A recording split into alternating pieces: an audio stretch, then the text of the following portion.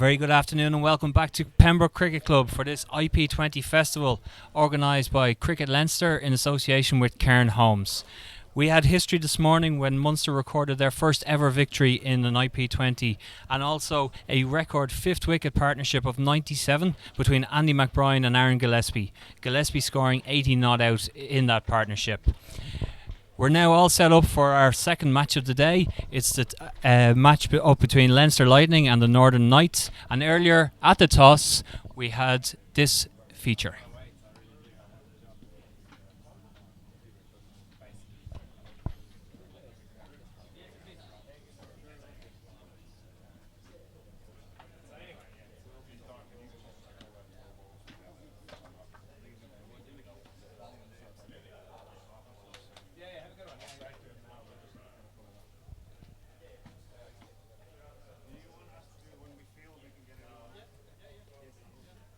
Quick outfield and feel like runs on the board would be a good way to win the game.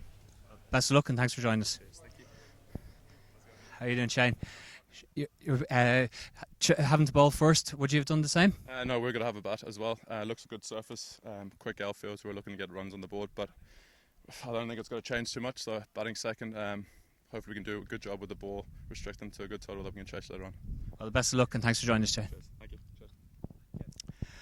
So there we have it. At the toss for the second game here at the T20 Festival, Leinster Lightning won it and they've chosen to bat first. Have it, Leinster Lightning winning the toss and opting to bat first. I'm Peter Boyd to take you through the first session here.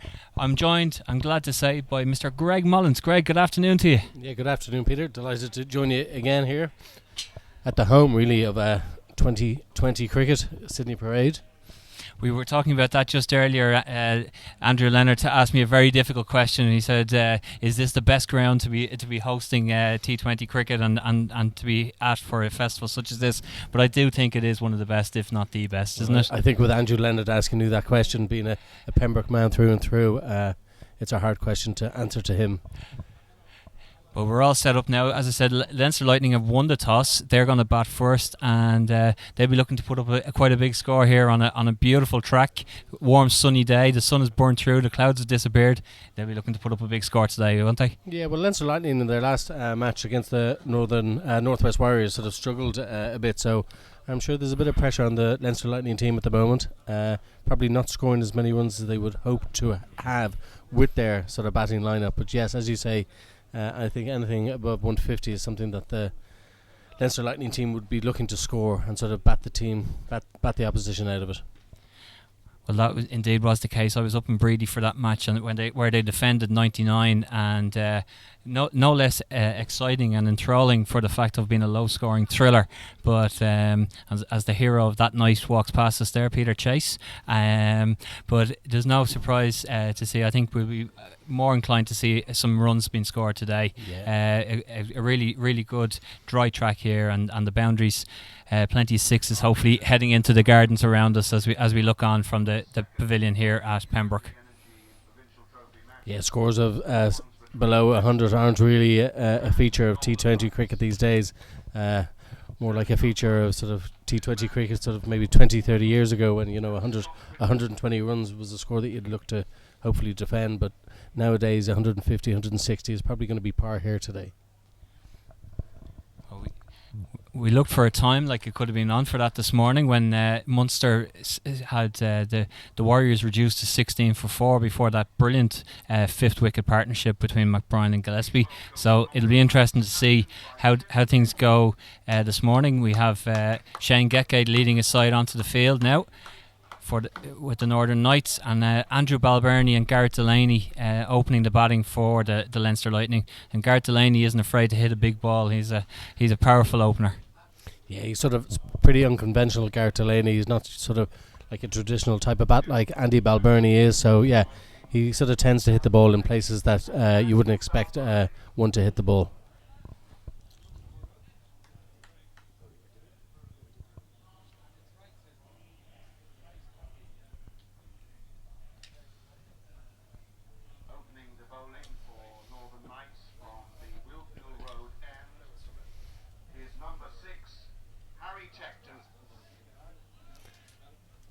And we have the introduction of spin straight away by the Northern Knights. What's quite interesting about live streaming and things like this is actually you get to see these players a lot more on TV. And I was actually watching Harry there the other day, and one thing I was surprised is the sort of how when he was coming over the wicket to the right hander, how wide he was coming over the crease. Probably needs to get a bit closer. Things like that, just so that you pick up more technical things than when you're watching these guys from sort of 80 yards away. So Andy Balbirnie will certainly have watched a fair bit of coverage of him on TV recently. And off the mark immediately with it tucked away into the leg side from Andrew Balbirnie. Single to start the innings for the Leinster Lightning.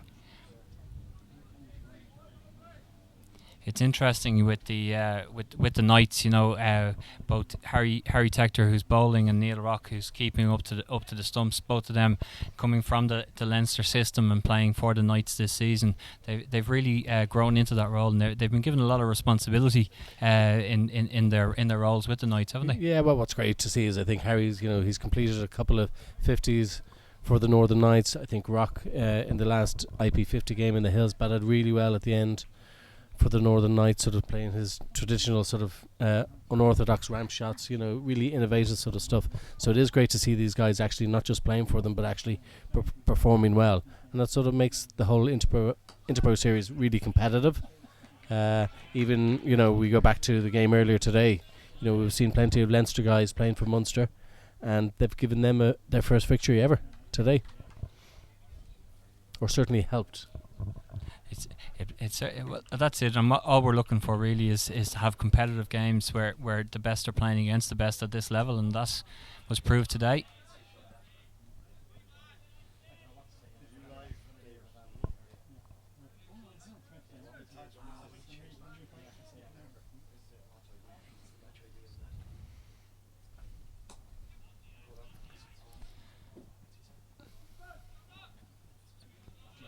Excellent bit of fielding there from, I think, Nigel Jones coming in from the long on boundary, keeping it down just to 1 run.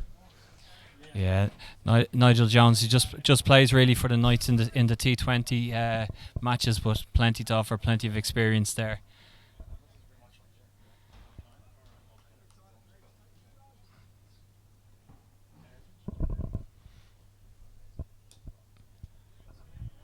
Fired in a bit quicker there from Tector, but Balbirnie able to feed it away to fine leg for another couple for to the total.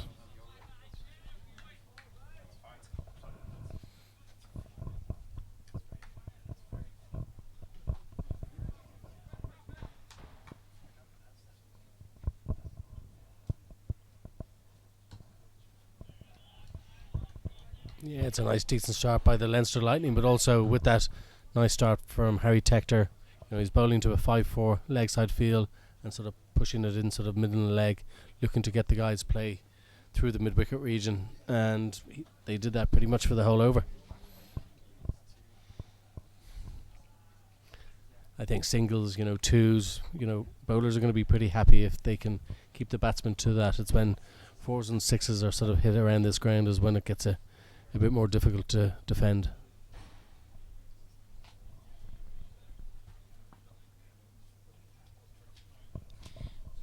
Looks like Graham MacArthur now to take over.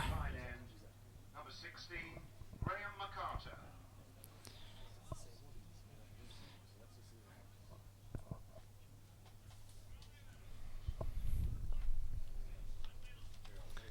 In the last IP 50 game in the Hills, Graham MacArthur bowled really well in his first spell. He's one of these bowlers who actually up top bowls really well, bowls good line and length, moving it away. It's when sort of the batsman gets set later in an innings where he's probably a different type of bowler, not as difficult to face, but he's always difficult enough first up.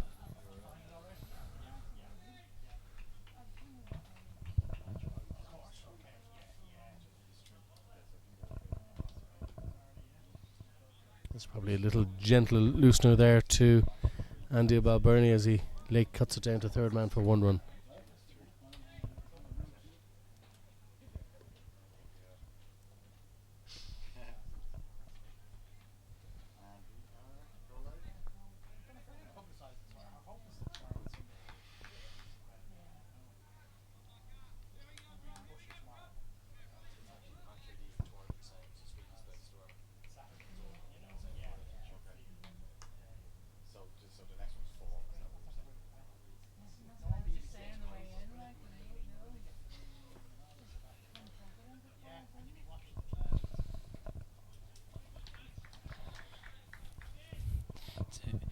much more sedate start to this innings than we had this morning, when wickets were tumbling all around the place. But it is very much a case of building this partnership. 20 overs can be quick, but it also is a case that when you can build a partnership, you can afford to take a look for a little while if you're going to increase the pace and accelerate a little bit later on.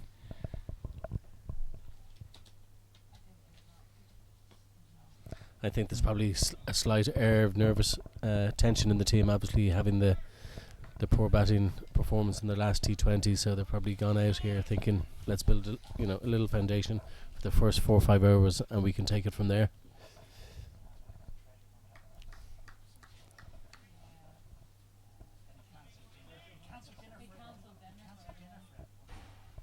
Interesting, now they've brought the third man up into the ring. And there's that man, Cameron Dow, saving probably 4 runs there. Not too many off, in a game you don't see too many times. Little edge, the third man in the ring, saving that 4. It's hard to know really, because he was up there, maybe to cut off that shot that they've both played. Both openers have kind of run the ball down there, and he was brought up into the ring, but they still managed to get the single between them, and now he's gone back down to the boundary. So. And now it's on in the air. Is that going to be wide of the fielder? It is indeed wide of Jacob Mulder. And 4 runs there. The boundary count is up and running for Andrew Balbirnie. Yeah, it's an innovative shot, but I'd prefer to sort of see these guys hit down the ground. It was something we watched in the games last week in India. The Ireland-India game, as the Indians certainly stood up, played the full face of the bat down the ground. They weren't sort of looking for little ramps, delicate shots, square of the wicket. They were standing up tall, hitting straight.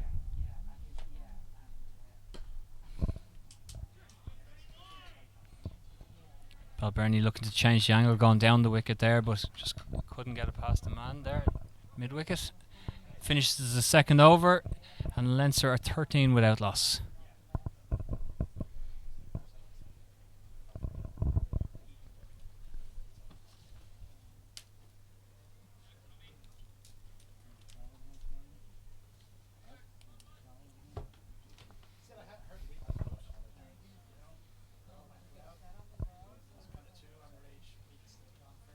Interesting, after 1 over that went for 5 runs, Harry Tector has been taken off.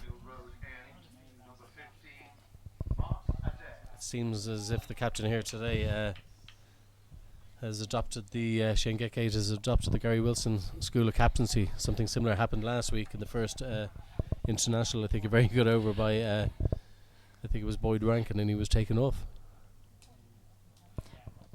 Whipped away by Garrett Delaney, and he's off and running with his boundaries as well. It's that extra bit of pace as well. We did discuss it again during the first game.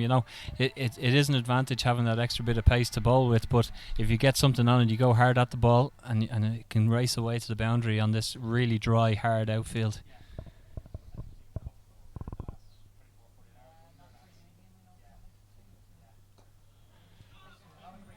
I'll stop there.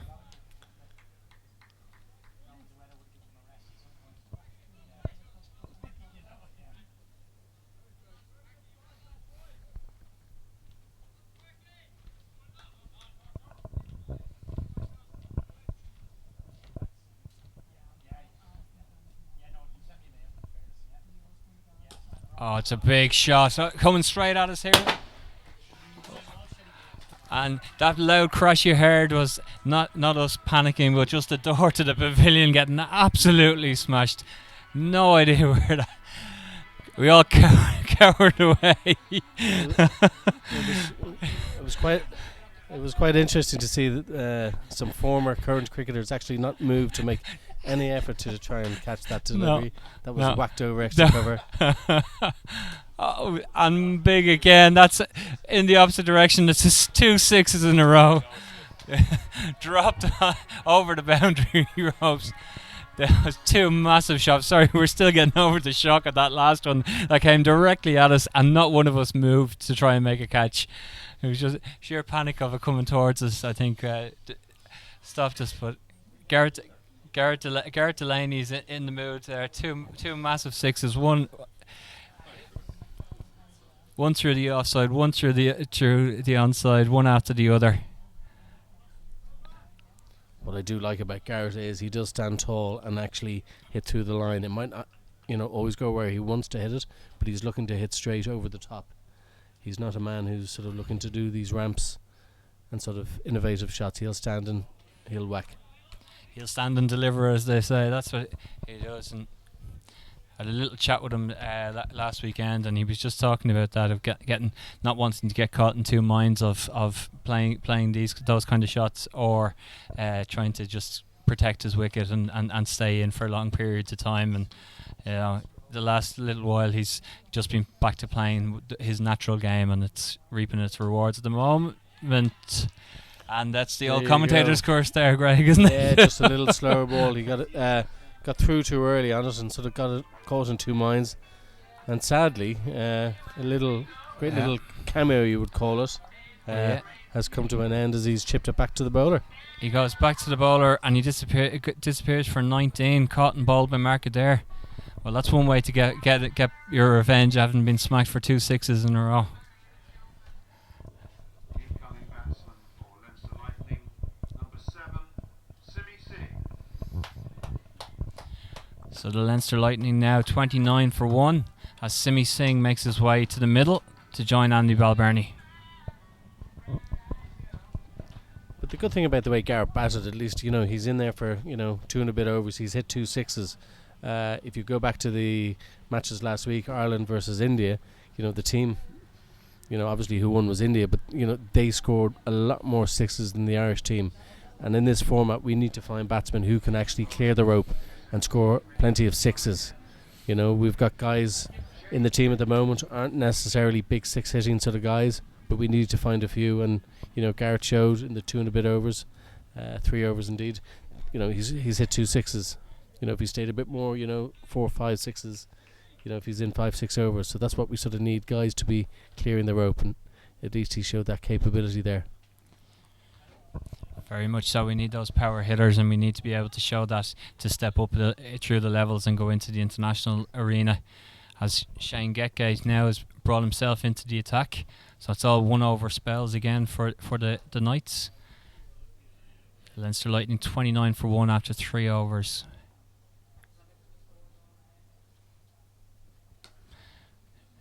Short ball pulled, but just a single there. Jacob Mulder on the boundary takes it on the hop.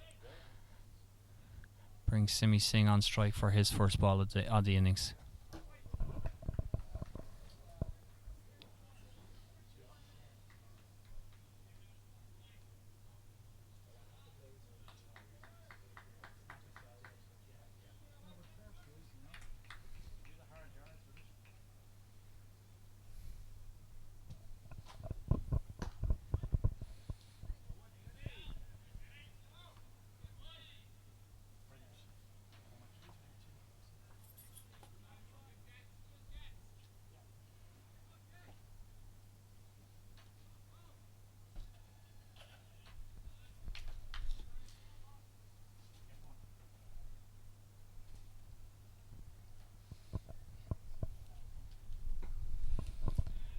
He had another single there, guided down to third man.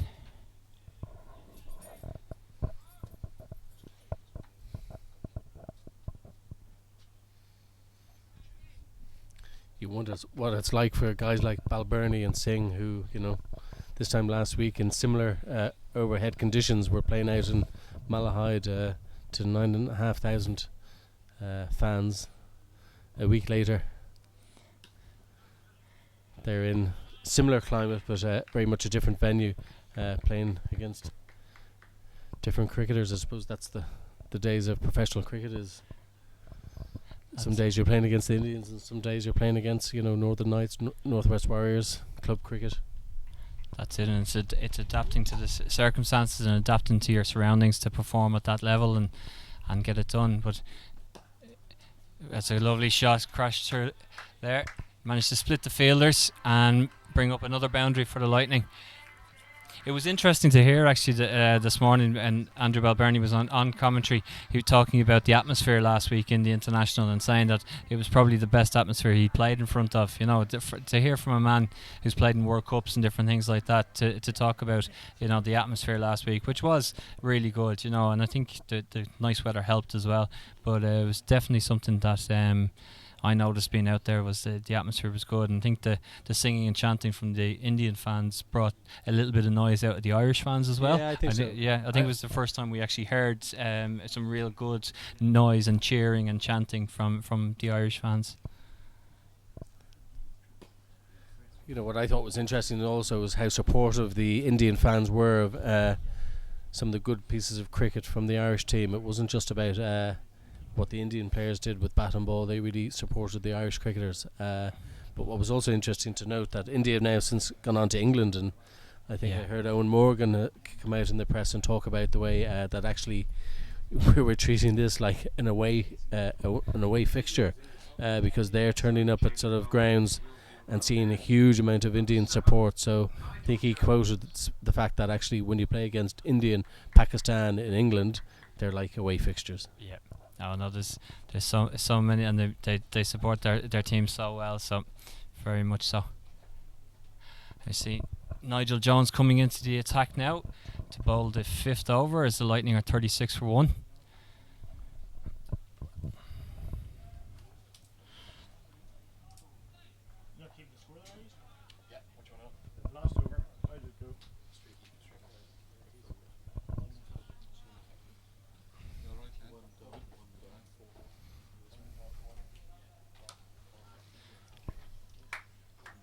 Well fielded on the boundary there. It's Cameron Dow again covering.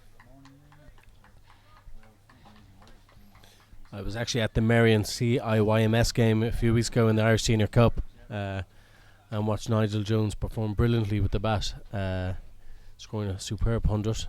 He was probably went from hero to villain because he was out towards the end of that innings, and as a result CIYMS finished up I think less than 10 runs short, but he really is still a fine cricketer.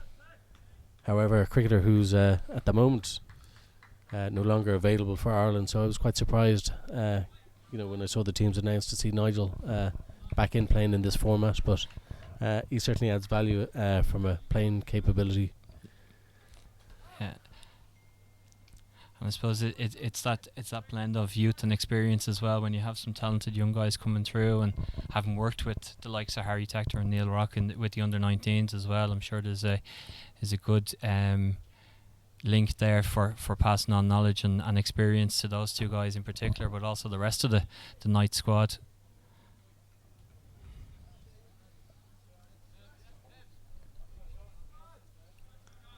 I wonder who'll bowl the next over. I think everybody seems to be bowling 6 balls and having a rest. Oh, that's a big pick up there from Singh, and that's definitely all the way over Cameron Dow. Nothing he can do about that. Another big 6 hit away from us towards the railway end. That's a beautiful timing there from Singh. He didn't try and overhit that, just picked it up and placed it over the boundary.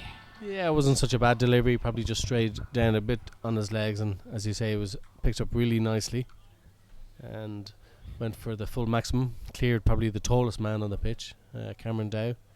They'd probably have a good challenge with Harry Tector, but yeah, Cameron's one of the bigger guys, so a superb shot. Slight field change. They've moved the extra cover man into the ring and put one man out. And that's gone through the fielders, and that'll run away. And there you have, he took the risk bringing the extra cover man in, and then Simi stepped away to the leg side, gave himself a bit of room, and probably Nigel bowled the ball that he really didn't want to bowl, given the fielding change he had just made.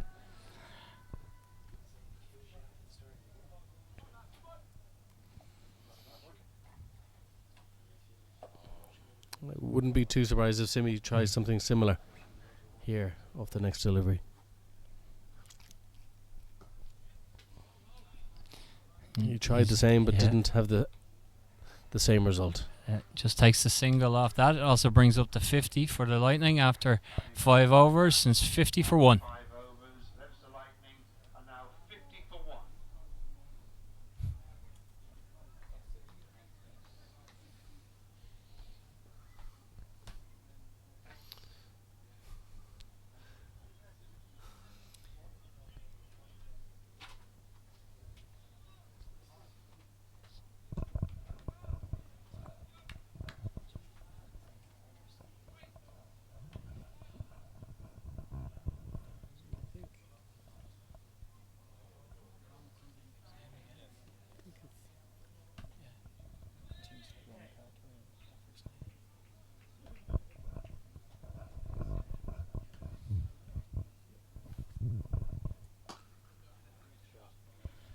What a shot. Well, you asked the question, Greg, about who would bowl the next over, and it is Graham McCarter. He's the first to bowl 2 overs for the Knights, and Simi Singh was on the move very early there, dancing down the wicket before flat batting it out there onto the offside. Yeah, I think really with Adair, Graham McCarter, Getgate, they've probably got 3 similar type bowlers, all bowl similar type pace, and that's probably the reason they're looking to change it around a bit. He waited on that beautifully there, Simi Singh. Attempted slower ball or slower ball from him, but he just waited that extra couple of seconds and picked it up beautifully back over the bowler's head. Another boundary for Simi Singh.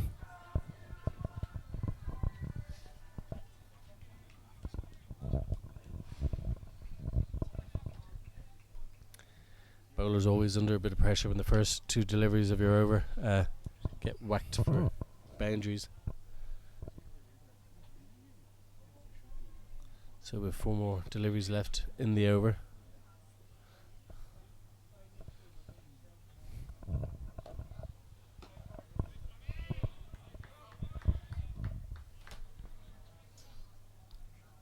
On the move again, Simi Singh this time couldn't quite get to the pitch of it. Dot ball. Yeah, dot balls are always precious, really, I'm aren't sort they? of watching the keeper here. He's not really sort of looking to come up to the stumps to McCarter. It sort of allows Simi Singh to have the freedom to run down the wicket, which I think he'll continue to do. That's 4 more there. It's just going to be too far wide of the fielder long on. And Simi Singh has really opened the ante in this over. 2 off the first ball, couple of boundaries, and just the 1 dot ball mixed in as well.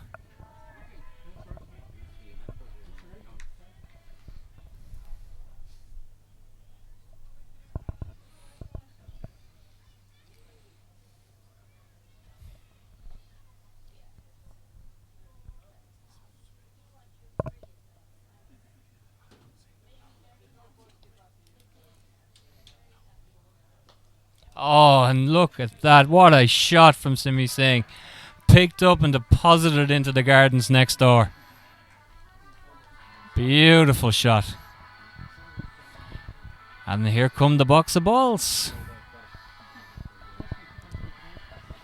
Whilst I sort of, it's a 6 scored over deep mid wicket, I really would prefer to see him go a bit straighter, because if you're going to step up a level, you're not going to sort of have the likes of the pace of Graham McCarter bowling to you at sort of top international level, and sort of that shot is something that's probably not going to be on the card. So I'd sort of prefer to let these guys practice hitting sort of straight more conventionally, so when they're actually stepping up the level, they're used to that type of sort of cricket shots rather than the sort of, I'll try and be kind, but the sort of hoik over deep mid wicket. He's looking back more at the 2 that Gareth Delaney hit that are kind of a little bit more straight down the ground. I prefer to see a bit more of that.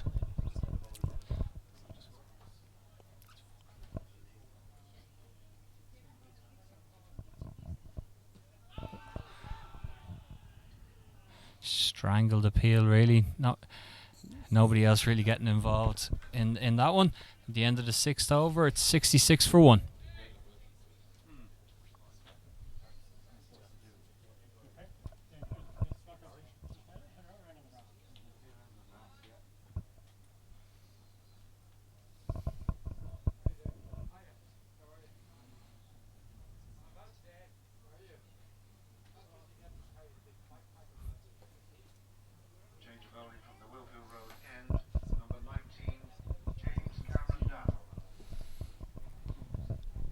Well, we've said all along from the first game, and I think all weekend, with the same pitch being used for the 6 games, spin is going to have a big impact on what happens. And James Cameron Dow is now coming on to bowl, so see if he can make an impact on and get this second wicket for the Knights, because the partnership between Singh and Andy Balbirnie now up to 38, and they'll be looking to break it soon enough.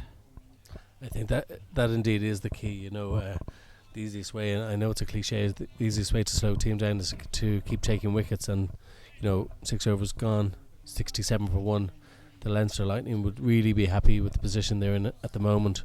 We talked about the sort of the score that Leinster Lightning would be looking to get. I think 150 would be a disappointment from here. We're sort of in the realms of what India scored last Wednesday and Friday respectively. They'd be looking at plus 200 here.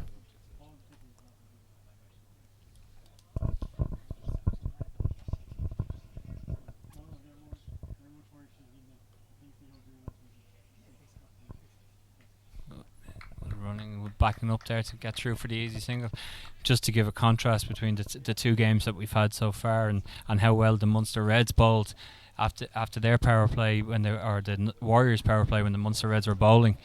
The Warriors were just 30 for 4, and now the Leinster Lightning have got up to 67 for 1. So they really took advantage of the fielding restrictions and the way they were able to pick the gaps in the field and go over the top of the field as well. As Balbirnie picks another gap in the field there, square the wicket, and brings up another boundary.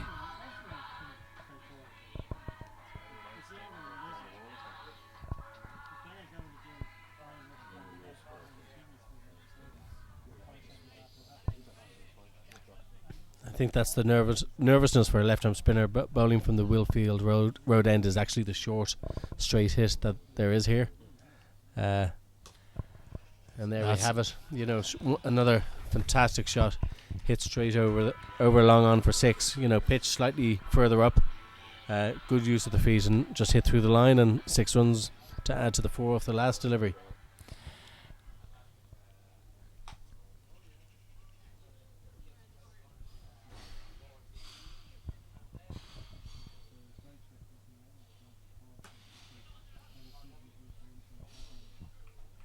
Certainly wasn't flighting that one up there. Cameron Dow fired it through a lot quicker than the previous delivery.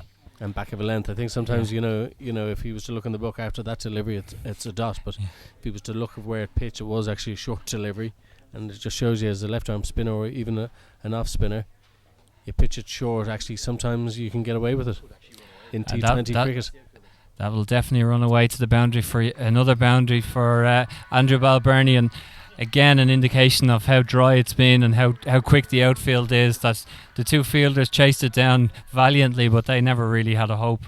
It looked good for the skipper that they were trying, but I don't think they ever had a chance of making that or catching it up. Yeah, I feel sorry for the bowler there. It was actually lovely flighted delivery. Did Balbirnie in the air and squeezed over backward point for 4. A moral victory, if there is one, for the bowler.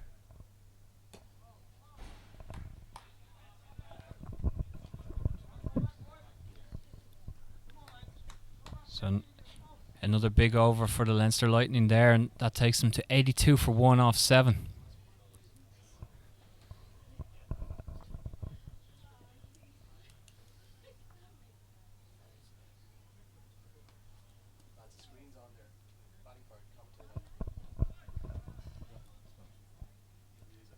Change of bowling at the SMC Princeton Design end. Number 4, Jacob Mulder. I'm actually really looking forward to seeing Jacob Mulder bowl today. I think recently dropped by the Northern Knights, which was quite interesting to see. Probably not in the form that he would have liked.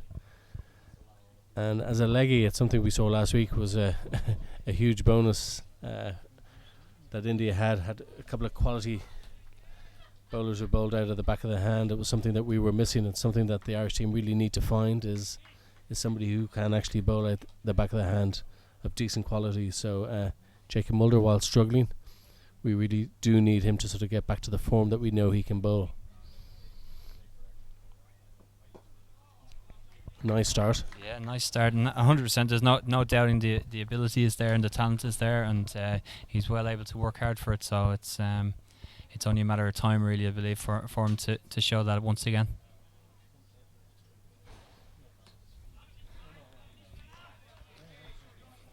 Two dots in a row. I can't remember. I don't think there has been in this innings 2 dots in the row after 7 overs being bowled. Something's going to happen this delivery. I can't imagine that Simi is going to have another dot.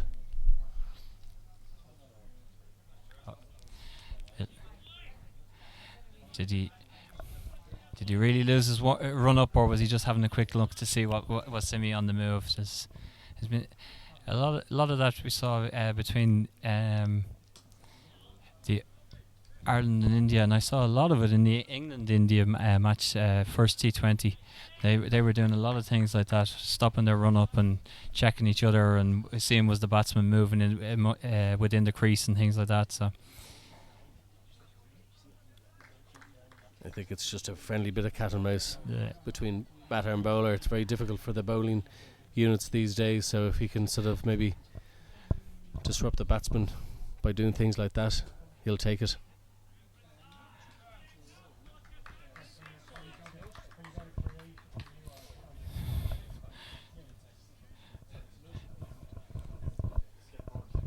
very good over from Jacob Mulder so far. Now the important thing is to finish it off and get out of here with that over intact. And unfortunately, he just offered that little bit of width, and Balbirnie was able to climb all over it and cut it backward a point for another 4.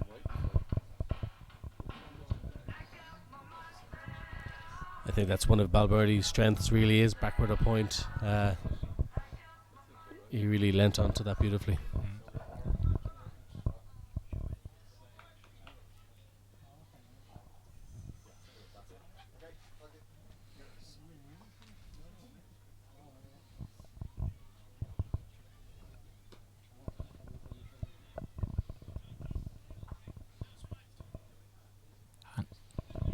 A single to finish for Balbirnie to hold on to the strike for another over. 6 off that, and it's 88 for 1.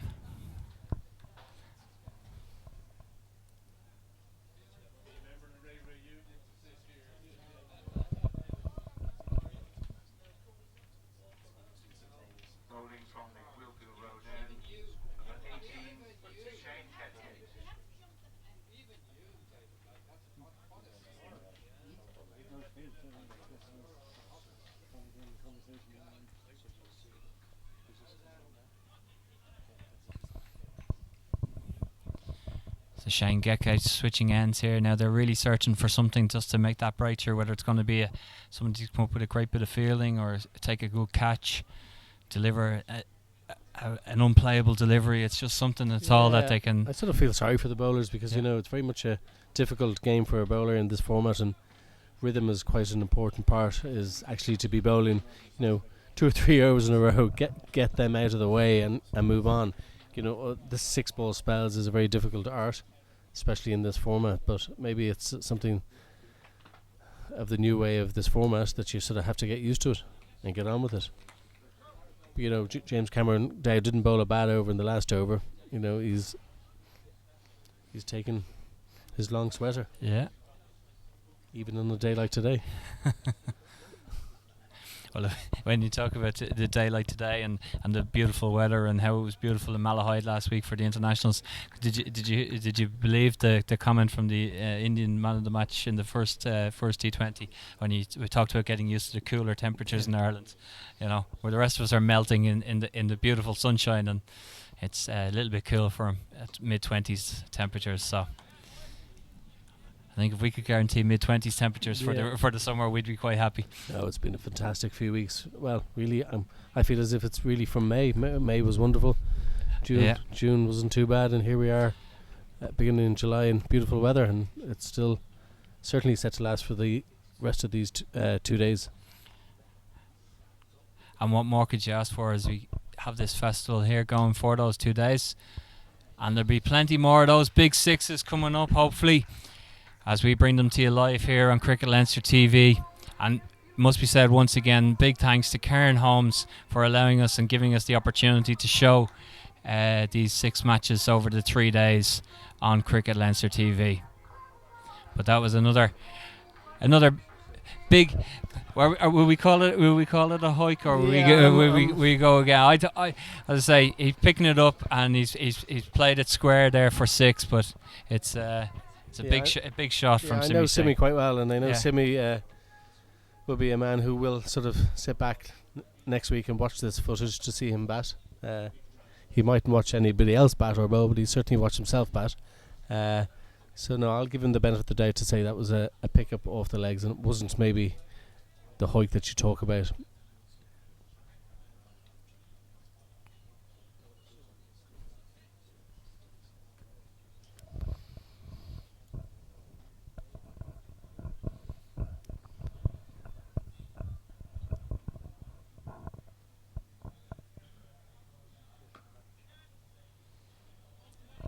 Well cut off there. James Cameron Dow with his long sweater on, but he did well to get down there and cut that off.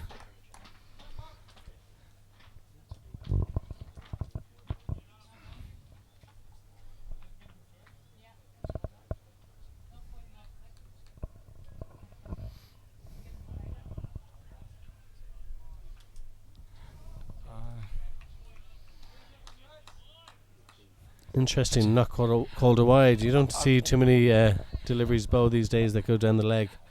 Get away with. I don't know whether it was the called. kind of strangled appeal or the thought or what it was, that maybe it was a distraction or what happened there. But yeah, I thought that was going to be called. I think it's basically saying, I think if Andy Balbirnie stood his ground, he would have actually probably hit his pads. Big swing and a miss there to finish the over. And it's 96 for 1 now after 9 overs. So Leinster Lightning going at just over 10 and over.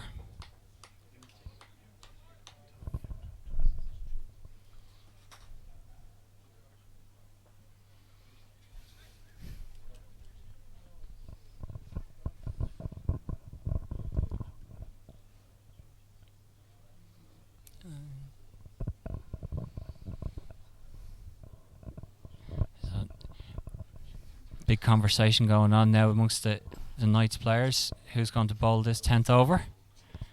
I think they're probably wondering if they're allowed bowl a bowler for 2 overs in a row, if the rules allowed. But no, I think I could be wrong, but I think this is the first bowler to bowl his 2nd over in a row. In a row, yeah. But he's probably the only bowler to have bowled so far with as many dots in an over. I think there were 3-4 dots in the last over, so it was a decent over. So give him another over.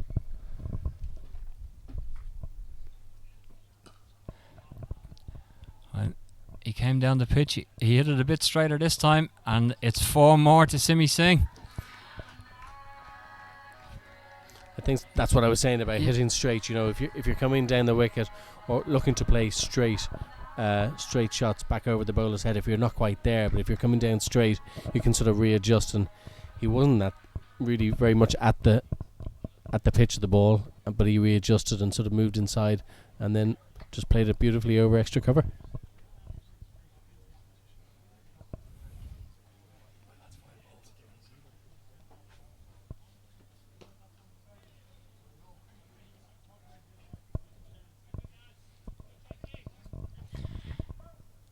And they've done very well here between with the Leinster side. They've got the boundaries, but they've also backed that up down, taking singles and making sure that they rotate the strike and continue scoring even when they're not necessarily hitting the boundaries.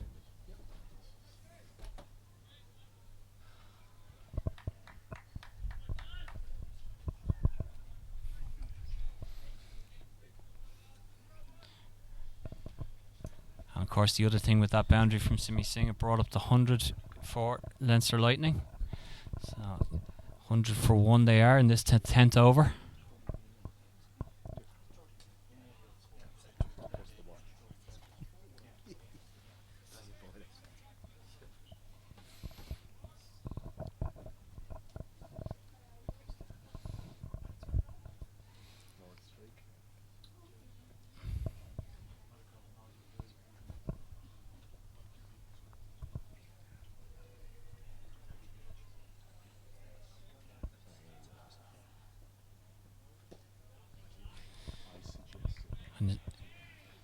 Excellent bowling here by Mulder. And you were saying earlier about him, that maybe being left out or not being part of the team fully, and then kind of going off and getting back into the squad now. He's really bowling well to show what he's capable of. I'm sure he's got a little point to prove. Yeah. He's certainly doing that at the moment. So after 10 overs, it's 104 for 1. And we're going to have a quick change here in our commentary position. We're going to be joined by Louis and Lenny. It's Andrew Leonard and Alan Lewis. Thank you, Peter. Great stuff from yourself and Greg there. We're going to get the big man to jump in next to me. So we've Andrew Leonard here with Alan Lewis. Alan, you've just come out of work, no doubt, but you've managed to get the shorts and the polo shirt on. How are you? Well, you always know, Lenny, that when the sun is shining, get the shorts on. Brown as a berry rich, all that sort of carry on. Pleased with what you've seen so far? Very good, aggressive striking. I've been interested, actually, you being the leg spinner, Jacob Mulder in the last over. This potential where you're splitting fields 5-4, would you not be considering on a pitch that looks good to try and force change and maybe 3 out in the leg side and get 6 over to that offside and maybe bowl at 5th stump? I'd be interested in your views on that. Yeah, well, and we are back to spin now. Tector's just bowled 1. He opened up the innings, only went for 5. And we've seen a lot of bowling changes today. Spin is certainly the way to win down here at Pembroke. Driven down the ground by Balbirnie for 1. Tector, very young, Irish under 19 captain. The move up the road's been a good one for him. Oh, there's no doubt. Harry, I've known since he was 5 years old, and ever since the day he started hitting balls with Kamal Merchant, age 7 or 8, ambition was at the core of everything that he did. So once he knew that he wasn't going to be part of Leinster Lightning's plans, and obviously the transfer system in place, he was on the phone, ready to go, and I think it's been a very good move for him. This is something you've advocated, I suppose, the concept of moving almost more towards franchise cricket. Just popped a little bit on Singh, but he's actually dealt with that well, and it's run away. They've scampered through for a single, well bowled by Tector. But the idea of trying to get the best 44 cricketers in the country here this weekend, as opposed to maybe the ones that are best by region. Yeah, well, look, we've already had Munster beating the Northwest. That's been a real positive for, in a sense, the competition.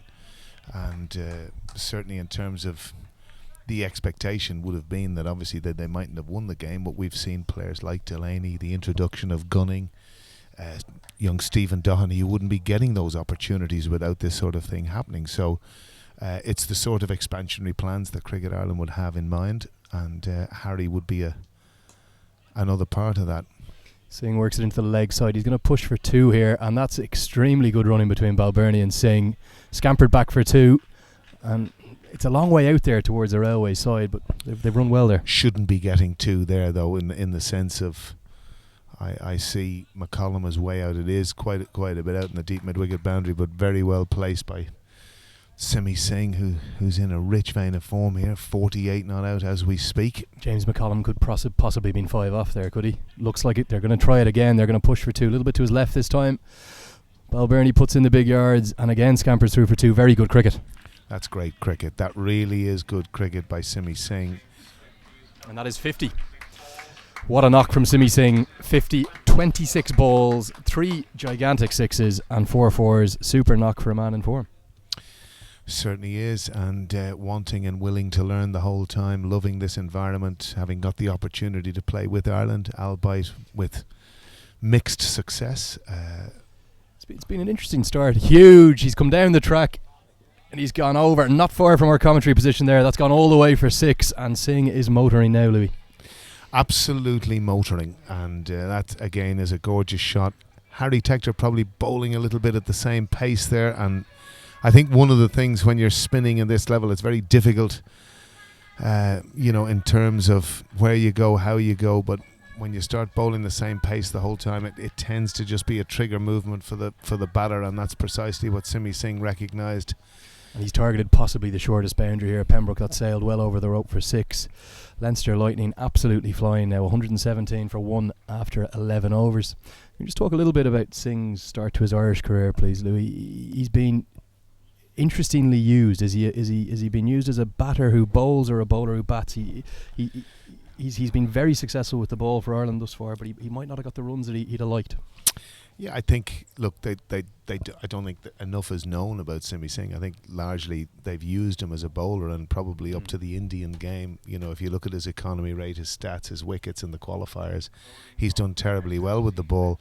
I think there's no doubt, you know, the education in the Indian game for them all was a very difficult experience. But, you know, certainly, and you look at the class with which he's batting in this format, I think in any of these sorts of things you possibly need a run. You need the confidence of the skipper, you need the confidence of, in a sense, your teammates, and that feeling of belonging. So, but the other part about it is, of course, you've got to perform, and I think any player at that level recognise it. I don't think, in terms of anyone working hard to try and improve, you know, certainly I see that because I'm obviously a fellow club member of his, but I think that desire is there, and I think, you know, the difficulty is, Lenny, that change of bowling here from the SMC print end. It's Nigel Jones with all his experience into the attack, and he just drops a bit short, and Balbirnie scoops him over his shoulder, runs away for 4, and it doesn't seem, whatever options are being utilised by the Knights, they're not coming to any fruition here.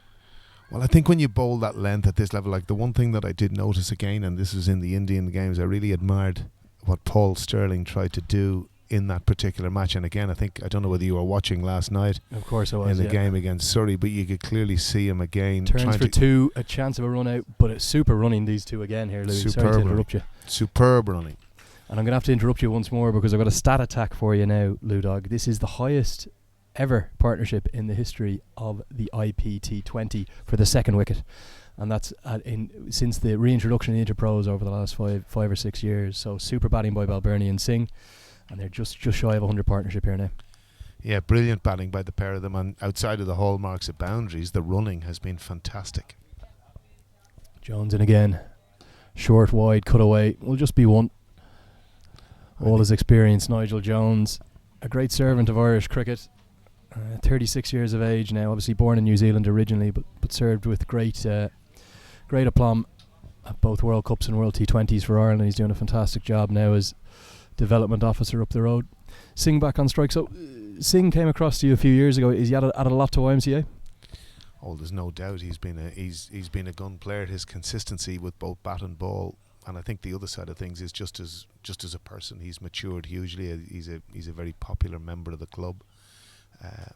And you know, it's the other part is it's kind of difficult in this arena in the sense that, largely speaking, you know, in part with, you know, the ideology down there, he would have coached a lot. He's not coaching now because he doesn't have time to do it, and he just wants to concentrate on his cricket. But you know, and that's what he's doing, and you know, I commend him really for, you know, the efforts that he's made, because it's not that easy.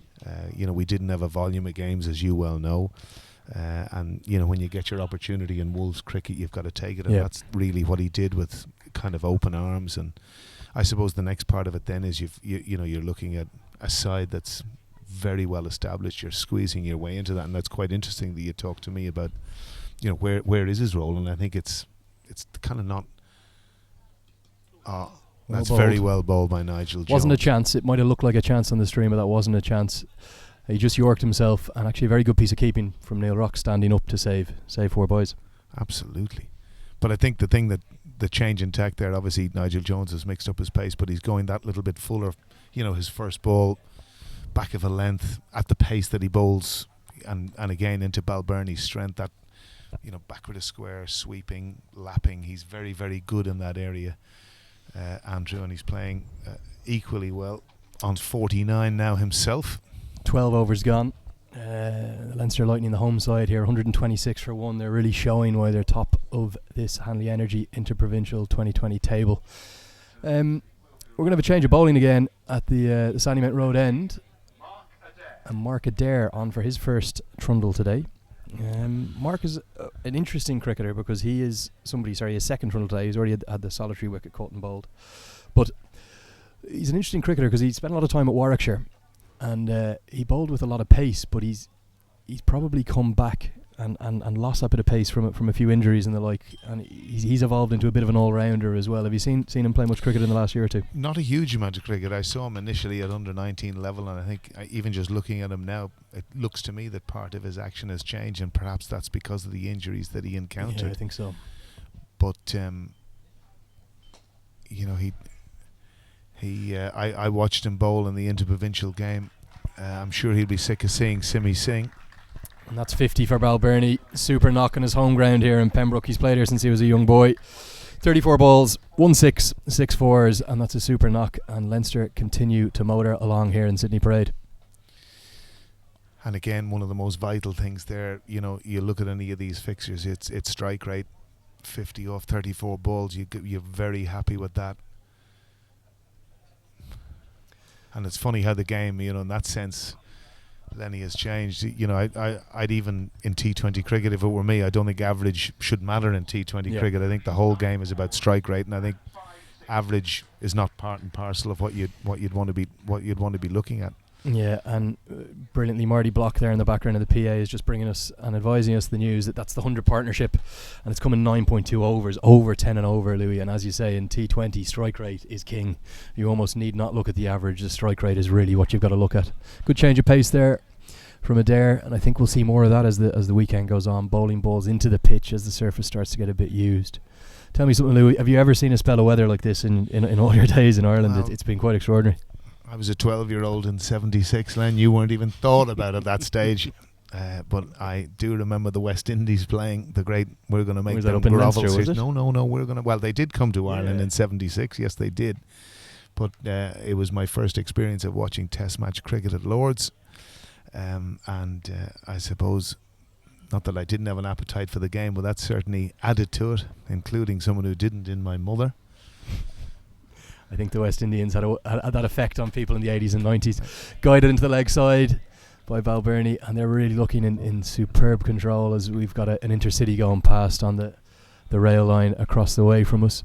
Louis, are you playing at all yourself still? No, coaching or what do you do? I played the first game of the seasons for the seconds, but alas, we're in a situation now where there's a great bunch of youngsters coming through, and they're all getting much more equal opportunity. So in terms of blocking a hole, I certainly didn't want to do that in the time to come. Yes, I'm coaching and I really enjoy that.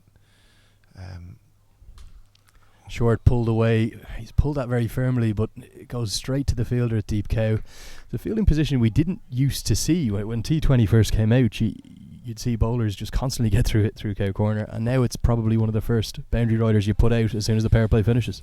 Well, like if you look at it now, you've got basically all 4 men out on the leg side, which is sometimes not uncommon. And again, and I suppose he's utilising the fact he's got the big boundary to his leg side there, isn't he? So he's got a deep fine leg, he's got a deep square, he's got a deep cow, and he's got a deep long on, and he's saying, I'm going to bowl this into the pitch. If you can hit it over them, good luck to you. Well, the interesting thing, he's got a sweeper offside as well, so he's got to bring his third man into the ring. So maybe you're betting with a feel like that he's going to be back of a length, and you might be looking to steer it into that type of area to get your boundaries. Now I want to ask you a question, Lenny, obviously on the basis that we're seeing that Jacob Mulder is coming back into the attack. Yep. But split fields, so we've got... It's interesting now. He's coming back from the Sydney Parade end. Which way we just struggled a little bit first up. 2 overs for 14 at the moment. So what are your thoughts? Is it leg spinner yourself types of fields that you'd like? No, looking at this situation where I think what Jacob said here is exactly what I'd be looking at. I would be going 5-4 offside, and unfortunately I suppose what that opens up is the fact that someone can nudge one into the leg side and try and sprint 2 on you, but you're protecting. Jacob's he doesn't get the ball above the eye line, he gets the ball through, doesn't turn it a huge amount. So what he's saying again, does he have a Google? I think he's got a nice Google. He's actually he's got a very good flipper. He's got a very good flipper which comes out a bit quicker. I sense you're getting a little bit excited here, Lenny. Well, you're getting a little bit giddy. Talking about leg spin will always get me in a very positive mood. But and it's what we want to see more of in Irish cricket. I think Jacob is probably the only one in the 4 squads here that you'd refer to as a leg spinner. Yaqub Ali's a bit more of a mystery spinner. So again, short, pulled away. Super piece of fielding. Looks like Mark Adair out there. Wonderful piece of field in reverse hands. Saves the boundary, saves 2 runs. Super piece of That's field. what you need as a leggy. You need your support from your spinners. But to talk about the field, he's gone 5-4, so he does have 5 on the offside. But what that means is his 5 boundary riders are deep cover, long off, long on, deep cow and deep square. So he's got a bowl full, and Simi's tried to launch him over mid-off. This could be a chance. 2 fielders converging. Dropped. Harry Tector's put that down. He came a long way, made a lot of ground from long on. It was a super effort, but he's put down his teammate there, and I think they've run through for 3, Louis. They certainly have. I would have put my house on Harry Tector catching that catch, and I go back to when he was 10 years old and absolute milled skiers with tennis balls, but he has a great pair of hands. Well, I tell you, he got into a great position, so it was all the more surprising it actually went down. I might be wrong, but I reckon he's run further for that from long on than mid-off. Long off would have had to. Swept away by Balbirnie. Oh, that's a glorious shot. Straight into the IBI corporate finance boards. A glorious shot, I reckon. That's dead square. Wonderful piece of cricket. Well, you see, this is why I'm wondering. We've got 45 saving 1, and this is my question to you. If Mulder bowled at 5th stump, off stump, and brought 3 on the offside, saving 1 out, and played square, deep square, and gave him 1 here on the leg, said, okay, the lap is on, but at least it's coming across the ball. Yeah. And if it isn't with a huge amount of pace, you have an opportunity to protect yourself that little bit better. It's just more as an option to do something. But it'll be very interesting to see does 45 actually even get anything to do here. Well, it's difficult to tell the exact line he's bowling at from our commentary position. We're not behind the wicket as we see it. But I think he's probably trying to bowl a 4th stump line, which sounds odd when you've 3 men deep on the leg side. But that tends to be the way as a leggy now in T20. You're trying to conserve runs, but equally you're trying to take wickets, trying to get somebody to play across the line and put the ball up in the air. That's where Rashid gets so many of his wickets. But that's across the line of it. But that's what I precisely mean, in the sense that if you did go 6-3, and again it's probably Rashid is a differing example because he bowls with so much more pace. Correct. But at the same time, in this instance, again, if you can get that little bit fuller at 5th stump, you might just it's merely, and the reason I'm asking, it's merely options, because whenever you're sitting there coaching or you're sitting there looking at the game, you're looking at areas or ways in which you can perhaps entice a batsman to think a wee bit differently. Getgate brings himself back into the attack as the stand-in night skipper, with James Shannon out injured for the weekend. He's bowled his 2 overs. He's going to bowl his 3rd now, short again, and this seems to be the tactic, trying to get the guys to hit over the 3 deep fielders on the leg side to that big railway side boundary there. Score is 145 for 1 in the 15th over. 6 overs to go, Louis. What are we looking at as a target? 210. Would you be happy with 210 here as the 2 batters? Well, I think to be... That's a glorious shot. That's shot. Coming right down towards us, and it's directly into the Cairn Holmes board. We could have got a deflection there, Louis, but we survived. So, well, we stayed in one piece. I'd have done one hand, one bounce. Would have been no problem, Lendog. Glorious cricket shot down the Great track, and makes huge use of that gap between cover and mid-off. Well, again, this is precisely the point that I'm making. With 5 fielders on the offside in a split field, you've got to gamble somewhere. And again, I know it's going to the area that I would gamble with. I certainly wouldn't, fine leg, I wouldn't really be bothered about, and I'd be looking to bowl wide Yorkers, get a fielder over the other side, and get, to the players to look to hit square of the wicket full, which would be very, very difficult. 120 the partnership here now between Balbirnie and Singh. Really impressive knock from these 2 men. I suppose what they're really showing as he works that out. Oh, he's picked it out. He's made a Yorker into a full toss, and he's worked it out just in front of point for 4 more. Wonderful cricket shot. Great shot.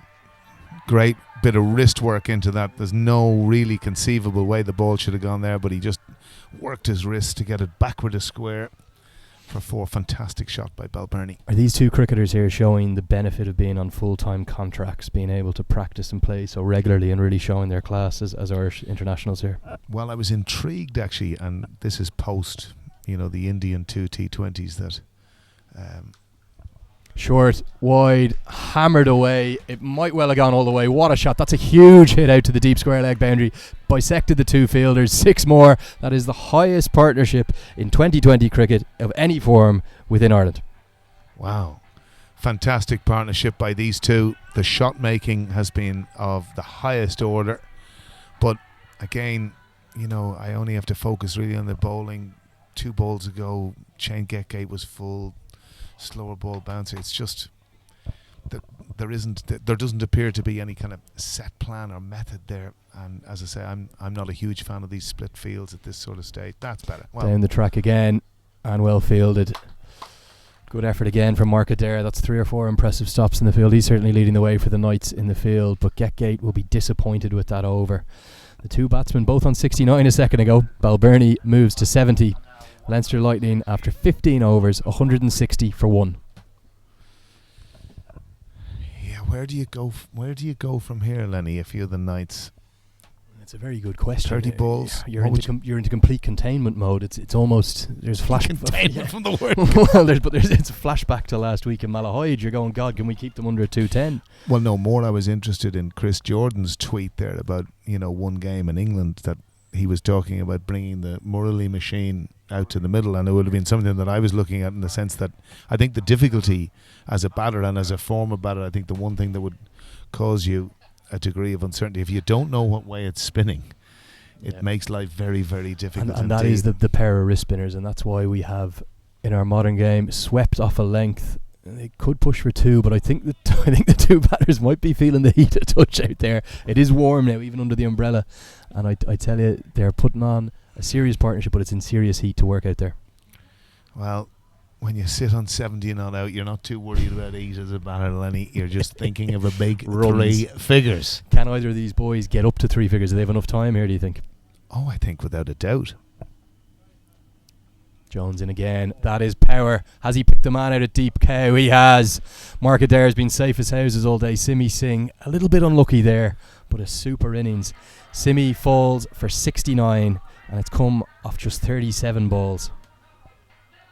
Well, that's a hell of an innings from Singh, and as you say, a little bit unlucky. He caught that beautifully, actually, and it was. He made it look easy, Louis. He certainly made it look easy, and he batted beautifully. But it was a very good catch, made look rather simple by Mark Adair. But it brings an end to a real entertaining innings. 69 for Singh, played beautifully. We're just going to have a bit of a look at the card there with the fall of that partnership, given it was a record partnership between Balbirnie and Singh.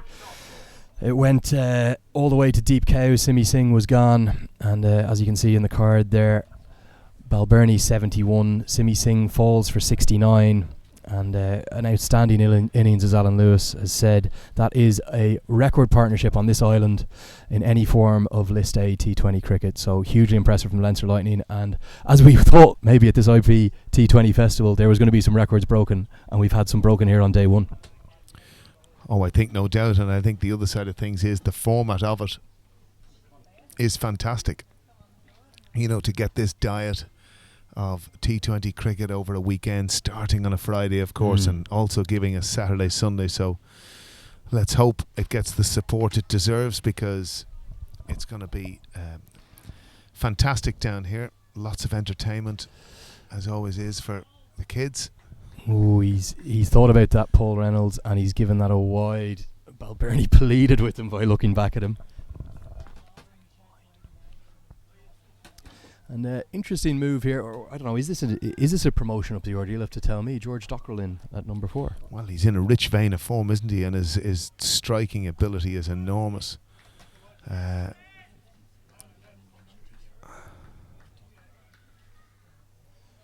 He is in a rich vein of form. The last 2 50-over IP games, he's had unbeaten 90s. He's waiting to get to the 3 figures. He wanted time to get to the 3 figures today, but the question is, Louis, will Andrew Balbirnie have time to get up to that magic 100? Well, a lot will depend really on, you know, how George Dockrell goes. I don't think he can kind of think about those sorts of things now, because, you know, with whatever it is, 28 balls remaining, you know, George has got to be as aggressive as he can for the benefit of his team. And, you know, if Balbirnie is to get it, he may have to get it in a couple of maximums. But George will be thinking of his team and his batting has just well, obviously he started his career as a batsman. The spinning action, and there's Inside again out. his area. Oh gosh, Inside out. He's actually just worked that just over the cover fielder, and they're gonna trot through for 2. I think Andy Balbirnie's really starting to feel the heat. He could barely get back for the second there. It is hot down here. I don't know temperature, but it's certainly in and around 25 degrees, isn't Are it? you suggesting Andy Balbirnie needs to do a bit more running? I think he's looking in super shape, arguably the best of his life. I couldn't Okay. suggest that about my Seems- club mate now. Oh, I hear you. In comes Jones again to Dockrell. Lovely length from Jones. Very difficult to get that away. Just driven down the ground for 1. What's George's role here? Is he trying to get Andy onto strike? Is he trying to clear the ropes from ball 1? I think with the form that he's in, he's got to be looking. Look, there's all this conjecture about T20 cricket and everything that goes with it. Let's face it, Lenny. Most games of T20 cricket, whoever hits most boundaries wins games. Yeah, And power that's hitting power is hitting. and if you look at the West Indies formula that's been so successful, won them 2 World T20s. Absolutely. That's what they've done. They actually don't seem to mind dots. Yeah. You look at Chris Gale, Andre Russell, these guys. I think the other thing about it, Lenny, is that now obviously in IPL cricket, and you look at the tradition, the Indian grounds by their nature are small. You've top edges going for 6, but in Australia some of the grounds are get the boundaries out. Yeah, and that's what I think. That's where we're blessed here in Pembroke. This is obviously on the second furthest away pitch, so we have a lovely, wonderful shaped oval. Dale McDonough was telling me earlier it's about 75 yards for almost all the dimensions of the ground, apart from possibly across to the pavilion here. So you've got a big hit out towards the railway side, but he reckons it's nearly as big across to the wall. In one sense, it doesn't look it, but I think one of the biggest areas that where you can make a premium visit to, little bit like Auckland is in here actually, Lenny, this cut off Towards into the pavilion. clubhouse, yeah. So it's the shortest distance. So another bowling change, as you'd probably have noticed. Len? Get Gates to continue here, Lou. He's going to keep going. He's going to bowl his fourth and final over. He's taking the responsibility as the captain. In he comes. Another slower ball. I think we're going to see a lot of them this weekend.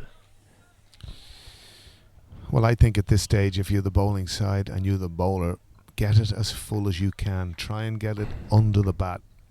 And again, I was talking about that last week. Paul Sterling, that's something that he looked to do. And he had a plan, and you could see it. And they all got a bit of a beating, but at least, there was something there that he was trying to do. Is that something that Ireland, as a national team, struggle from a bit? We seem to have a lot of all-rounders. Paul's bowling could well be underutilised. Now, a lot of the guys, as we spoke about Singh earlier, is he a batter who bowls or a bowler who bats? We seem to have 7 or 8 bowling options each match, and you could almost shuffle up that batting order. Could we do with more specialists? Yes, I think so, and I think the hitting piece is part of that. But the one thing that kind of frustrated me, and the first game was the part of we had Boyd Rankin who bowled the first over for 1, and then he's off in the power play. Yeah, Meanwhile, we had the 2 exponents, the best exponents of T20 bowling. Could be a chance, and it's gone. It's to that man Adair again. Getgate just came in. He's hit a length again, and I think Balbirnie's got a little bit tired there. If we're going to speak honestly, superb innings, but Balbirnie is gone, and he's gone for 72, 48 balls, super knock, strike rate over 150, 8 boundaries, and 6 maximum sixes. But he's gone, and the Knights are just clawing it back a touch now, Lee. Yes, they certainly have. It's been a good spell this for them. The boundaries have dried up, and they've got to keep persevering. Munster passed 160 odd with relative ease. So, this spell will be very important for the Knights. As many dot balls or as few boundaries as they can in the next. How often do you see that as well, Lou? You see a big partnership and both of them fall within an over of each other. Why is that? I think in T20 cricket it's irrelevant because you're expecting each man, the next man, to do his job. If this was 50 over cricket, you'd be thinking a lot differently. You're always looking at re-establishing partnerships. Like if you and I were sitting here and every one of our batters got 20 of 10 deliveries, you're not too bothered. Yeah, because you're getting up to that magic 200. Exactly. Yep. So, more of going back to, let's call it the bowling, that, here we were playing against India, and Bumrah and Kumar bowled 2 overs each, the best 2 exponents. Meanwhile, one of our best bowlers, having bowled his first over of 1, is taken off. Well, it seems like the Indians have a very set formula. That is a spectacular shot. That's gone all the way. And as you said, this is the area to target in Pembroke, down towards the clubhouse, inside out, over extra cover, all the way for 6. Well, if George Dockrell had an area where he loves hitting. That is precisely it. Over extra cover. Fantastic shot. And as I said to you, he's been in a fantastic vein of form. I love George's busyness as a batter. He's always working, moving. Short pulled away. It looks like they might try and push for 2. The fielder again right back on the rope, but he's managed to just pick it up quickly and throw it in to save the 2. Is there an argument he could be 5 yards off the rope there, Louis? There is. I would always say that in that particular instance, you have enough time to get back if you have to, but that 5 yards is vital, and you've got to be on the move immediately.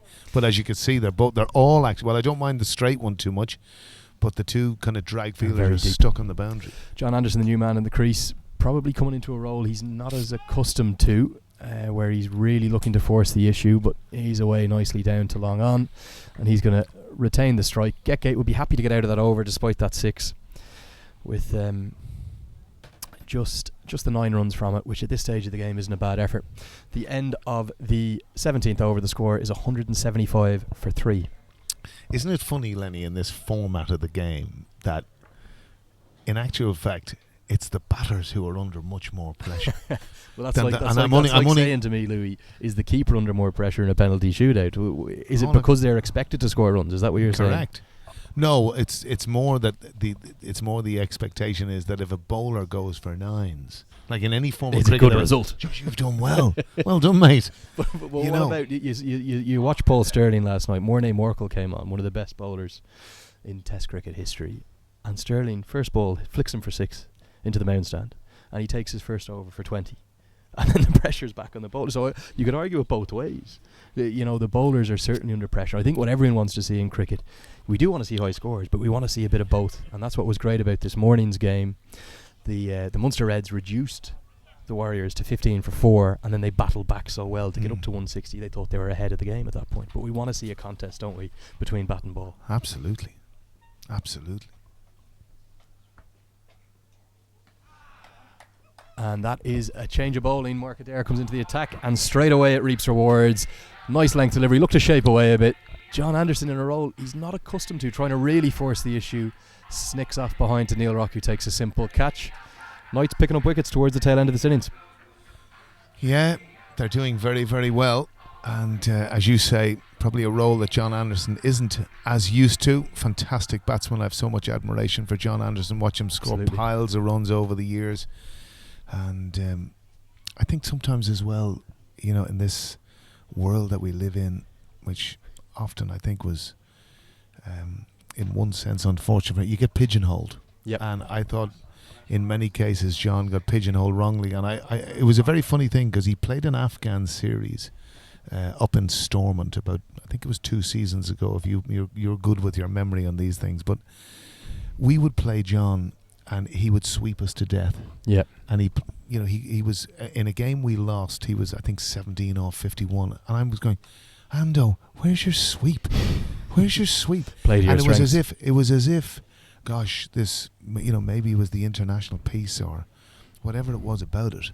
And I just said to myself, why is that happening? Yeah. And again, I think this is the other side. Look, people understand and realise international cricket is hard, but you have to try and find a way. Yeah, and this comes back to a volume issue, as the new batsman is Lorcan Tucker, and I think that was an outside edge as well. Could have been 2 and 2. Certainly was. Talk to me a little bit about Lorcan Tucker, Lou. He's obviously full of talent. He had a wonderful under-19s World Cup for Ireland back in 2016. He's in a Trinity. He's playing his club cricket here at Pembroke. Has he failed to kick on a little bit? Are you happy with his progress, or what would you expect for the next year or 2 for Lorcan? Well, I think now what he needs to be doing is getting George Dockrell on strike, just get bat on ball. It was quite interesting. There was a T20 match in which your club was playing here last season with Balbirnie on 60. It's just about understanding. Get yourself going. Get bat on ball. Don't rush at it. It's very difficult, I understand, but that's 2 dots now. 2 dots and pressure on the batsman as Adair comes in. He swung at that. It's just gone wide a point, and he should scamper back for 2. He does. Good running, very fit, very athletic young cricketer. And you talk about the pressure being on the bowler, but when there's a couple of wickets and you need to come in and escalate the scoring, the pressure obviously goes back on the batter. And not easy, because again, as you've said, to lose Balbirnie and Singh within 6 balls of one another, even probably bang, less, bang, yeah. bang, bang, it's that has been the momentum shift. And that's why wickets are such a crucial currency, aren't they, in every format of the game. 20, 50 over, first class, it doesn't matter. And he comes again, and that has been hit down towards long on. Could just not quite go all the way. It's going to be one bounce 4. He's actually gone nicely wide along on fielder. Good strike from Tucker. Well, the interesting thing was he got a great base there, and this is the area where they're opening this left leg, but he was still. Other balls that he was rushing at, but he was still there. And again, there's a vast area of ground there with both mid-wicket and square leg in, which again is quite interesting. But a good strike from Lorcan Tucker. So run rate nudged back over 10 and over now. Leinster Lightning 181 for 4 with one ball of the 18th over remaining. In comes Adair. That's driven square directly to the sweeper, who fumbles in the legendary Pembroke minefield, sprints back, and he gets there for 2. Wonderful running from Lorcan Tucker. That's very poor fielding out there, lazy fielding. A little bit unlucky, I think he was, with the bounce Adam Dennison as well. I think you've got to get to the ball quickly, though. Yep. Lenny, there's no respite here, and it's clear that Leinster Lightning have an agenda here. They're going to push everyone, which of course you must be doing, but they have done it. It's been a feature of the batting here today, certainly in the passage of play that we've been on, that running of 2s, because every run counts. So 2 overs, Lenny. Yeah, 2 overs to go. And look, if you're just joining us now, you're very welcome to the Hanley Energy T20 Festival here, and all of this coverage is brought to you with our sincere thanks to Cairn Homes PLC, who are making all of this live streaming possible, and we've seen people already in 45 different countries viewing the stream. And what we are now is we're at 181 for 4. Sorry, 183 for 4, Louis, with that 2. I suppose they've got to be looking over 200. Can they get up to 210, 215? That might be a tricky one, but a lot will depend on the man on strike. They've gone to the experience of Nigel Jones with the ball here as well, which is not a surprising choice, I suppose. I would say he'll take the pace off a lot and try to get George to have to clear the leg side boundary here. Let's see what happens. May push for 2, dragged into the leg side. Again, that fielder is nowhere near 5 yards off the rope. He's right the whole way back. That's Dennison again, and they've run. Sorry, that's McCollum this time, and they've run two balls in a row out to the far side of the field. That's not good enough. No, you should never be that deep, and it's interesting to see James McCollum wandering out to the boundary line again. So very silly. They're a long way out there. Anything that's not drilled at them is going to be 2. And that's a disappointing delivery from Jones. Full toss, a freebie, smashed straight into the LHK insurance sign, and that is 4 runs. The Lightning up to 189 for 4. Your 210 is looking on now. Yeah, Lenny. It's amazing, isn't it, when you think, the development of T20 cricket in the last 8-10 years, where the scores, where power was at 140, crept to 160. Now you're seeing 180, 200s chased down. That's better. Good line from Jones, using his experience. I tell you, this is my first time seeing Neil Rock keep. I've seen him bat a lot, but I've never seen him keep before. He's been quite impressive with the gloves. Lovely natural hands. Pebbles. Saw him first as a 12-year-old in an under-13 final. And he kept, bowled, batted, did the whole 9 yards, made the speech. Super crop of youngsters coming through from Rush Cricket Club in North County Dublin. They really are, aren't they? Yes, they're another hotbed of younger cricketers. Full, hit hard, but hit to where Jones has protection to long on. And I tell you, another fumble. Lorcan Tucker unbelievably quick in the field, or in between the wickets. Jacob Mulder disappoints there at long on that time, and they run through for 2 again. Well, great pressure from Lorcan Tucker. Really belted that first run quick, and is again happy to go, and great for his team to get George Dockrell back on strike. Moves on to 18. In comes Jones again. Slower ball. I think this could be back down towards that LHKW sign. It is. It's gone for 4 more. It hits the same sign. And that's hugely impressive batting by George Dockrell. Just finding the gap and finding the boundary. Don't forget the W as well, Lendog. LHW for all your financial needs. Dockrell playing a real captain's innings here. He's up to 22. He's only faced 12 balls. Full. Again, hit to where he's protection. This one should be 2, and that's okay. That was hit in the gap. McCullum comes in. Jones kicks out in frustration. I do sense a touch of frustration from the Knights bowlers. Yeah, probably not a good over there. I'm sure our calculators will tell us what that went for, but it was certainly into the high teens. As Leinster 197 for 4, 6 balls remaining. Certainly 210, 215 now is a definite target. 14 off that over, Alan, and we'll just have a quick look at the bowling figures on your screen. You should see the graphics there now, and it's really been a little bit of carnage for the Knights bowlers. Nobody's really escaped the runs being scored. Harry Tector, possibly the most economical, and Jacob Mulder surprisingly only bowling 3, given he only went for 25, but everyone else going for double figures.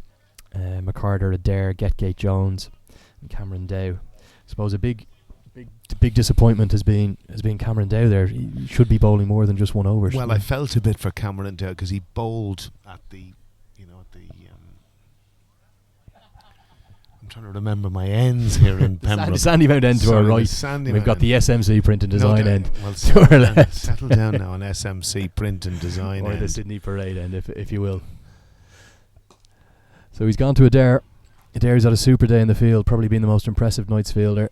Full straight driven out into the covers for 1. At this stage of the innings, you're delighted with a single. Was that negotiated by Steve, by the way? Are you on a... I believe it was actually on the site screens, and it was part of... I'll be talking to the chief executive of Cricket Leinster about that one. I'm sure Mr. Smith will be delighted with, as he is with all the support of all of our wonderful sponsors here at Cricket Leinster. Absolutely. In comes Adair again, Dockrell on strike, 5 balls to go.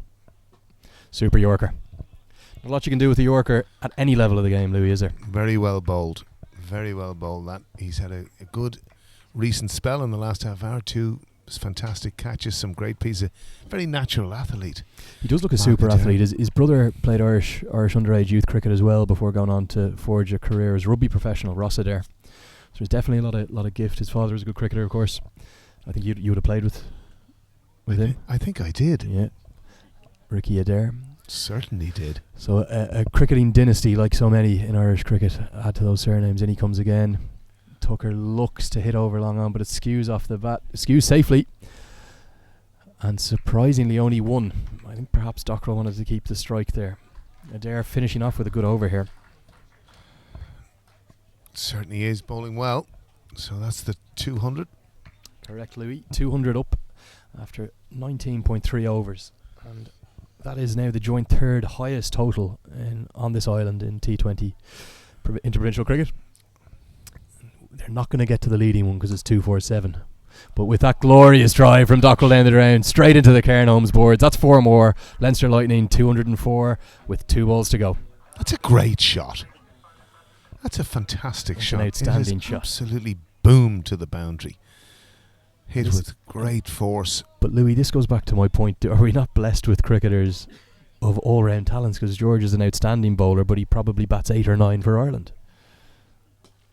Well, I think it's something that fumble. Sorry, Alan. Fumble by Harry Tector there at long on, and that's the 2nd misfield for him. Solitary ball to go. Dockrell will be delighted to get back on strike. If we have a boundary off this last ball, sorry to cut off your train of thought, Alan, we will have the 2nd highest score in T20 interprovincial history here in Ireland. Any boundary, Louis. 4 or 6. Thank you, Lenny. Surpassed the Northern Knights 209 last year against the Munster Reds. Smashed down the ground towards Tector. Tector picks up cleanly. They're going to try and run 2 anyway. Big throw comes in. Looks to be out. It's given out by both the umpire at point and the fielder at square leg in simultaneous unison. And that ends the Leinster Lightning innings with a wonderful score of 207 for 5 off their 20 overs. Yeah, great piece of fielding that by Harry Tector, making up for his previous blemish. Always fantastically strong arm and huge accuracy. So it leaves the Northern Knights a very massive task here of getting 208 for victory. And that's going to bring, as George sprints off, Lorcan Tucker follows him behind. He's putting some heavy breaths in there. It looks to be a hot day out there for all the all the cricketers that we're watching, and we're just going to bring the scorecard up on screen here, Lou, and I'm going to run through it with you. Andrew Balbirnie, a wonderful 72 off 47 balls. Gareth Delaney with a nice little cameo of 19 off 11 with those 2 big sixes. Singh, 69 off 36. We know you love that innings. George Docker run out off the final ball of the innings, 32 off 17 balls. John Anderson, the only man to miss out, 1 off 2. And Lorcan Tucker chipped in with 10 off 7 balls. 207 for 5, Louis. Is that more than enough? I think it most probably will be. It's a big total for anyone to chase. To keep going at tens is very difficult. I think the power play is going to be the bit that sets the scene. If they can get themselves to 80 or 90 off 6, you've got more of a chance. But I think what the Knights have to focus on really is that initial power play and try and make the most of it. Even if they can get to 75 off 6, well, that'd be a huge start. Yeah. Sorry, Louis, let's just have a quick look at the bowling figures as they're now live on the screen. Harry Tector surprising, Tony bowled 2 overs perhaps, none for 18. Graham McCarter struggled a little, 2 overs, none for 24. Mark Adair probably the pick of the bowlers with 2 for 40. Shane Getgate 1 for 40, the captain. Nigel Jones, all that experience, 1 for 43. James Cameron Dow is going to be the real sore point for the Knights, because they would have been expecting for 4 overs from him. He just bowled 1 over for none for 15. And Jacob Mulder 3 overs, none for 25. Give us your thoughts on the bowling card, Lou. Yeah, the bowling card made into it was a damage limitation exercise really, and I think you're absolutely right. I think the one thing for James Cameron Dow, he probably bowled at the wrong end because there was a heavy breeze going with the hit, as it were, and I thought really all the bowling of spin should have been at the Sydney Parade end. Excuse me. Yeah, thank you. I haven't gone SMC in that department. You haven't. We won't.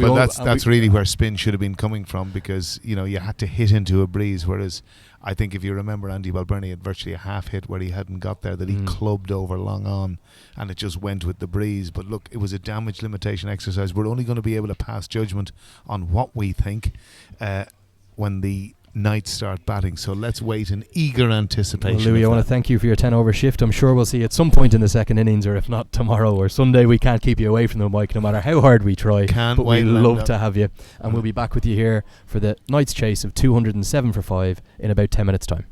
Thank you very much.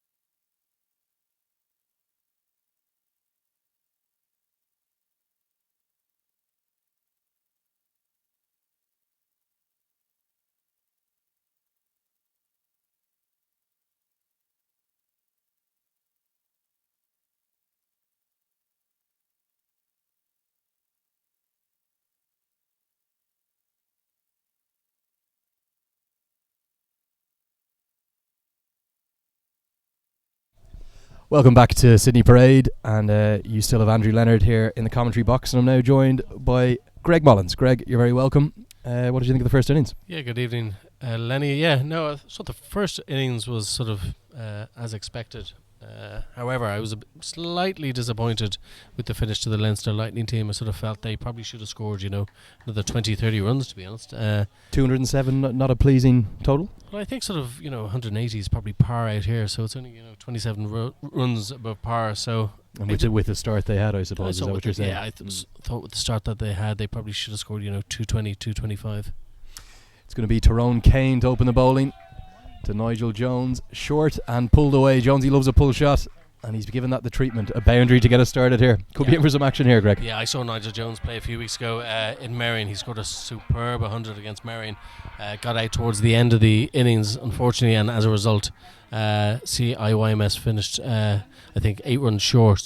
But he is a key here for this team. Looking at their batting lineup, missing Shannon, I think, if they're going to chase this sort of 200 score, Nigel Jones is going to have to get certainly half of them.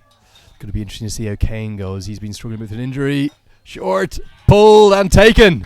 What a catch. Superstar for Leinster Lightning, and Nigel Jones falls for 4. Second ball, Northern Knights 4 for 1. What a start.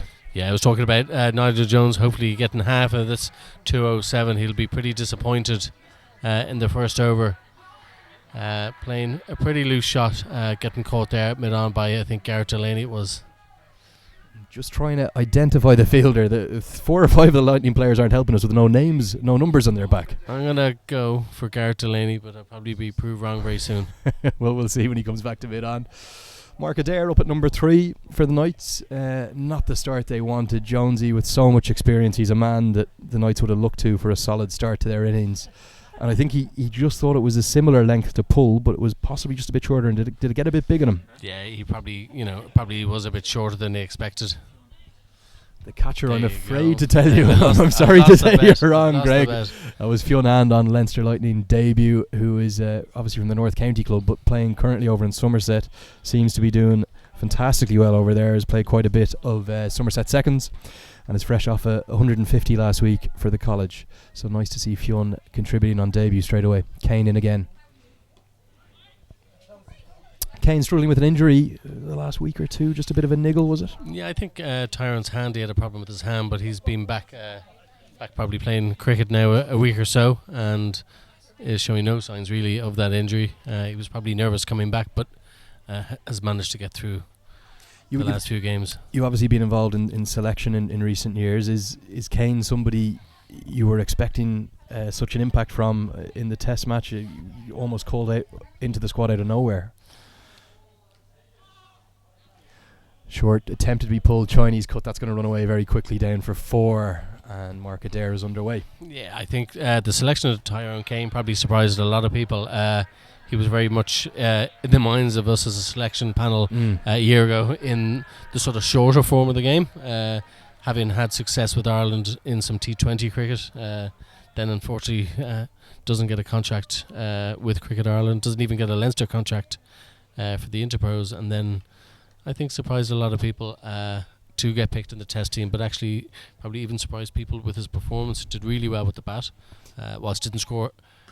Short, pulled. He's just stand and deliver stuff. That's 1 bounce for 4 into the nets here at Pembroke. Wonderful strike from Mark Adair. Yeah, I mean, he didn't score a huge amount of runs, but had a wonderful partnership with Kevin O'Brien in that test match. Crucial partnership that, wasn't it? And then bowling, whilst I didn't see it, a lot of people talked that actually his spell, he was a bit unlucky in that spell. Yeah, no, I think he really impressed a lot of people on his test match debut, and there's no doubt that I think he is one to watch for the future. Kane coming in again.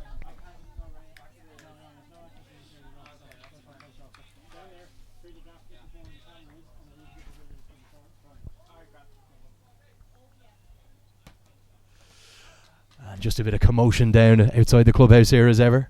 End of the first over. Score is 12 for none. And from the Sandymount end, we're going to have Peter Chase. Memorable week for Peter Chase last week, Greg. Yeah, he really would have enjoyed bowling in those 2 T20 matches against India. Obviously the first one, if I'm not mistaken, was a lot more enjoyable for him than the second one.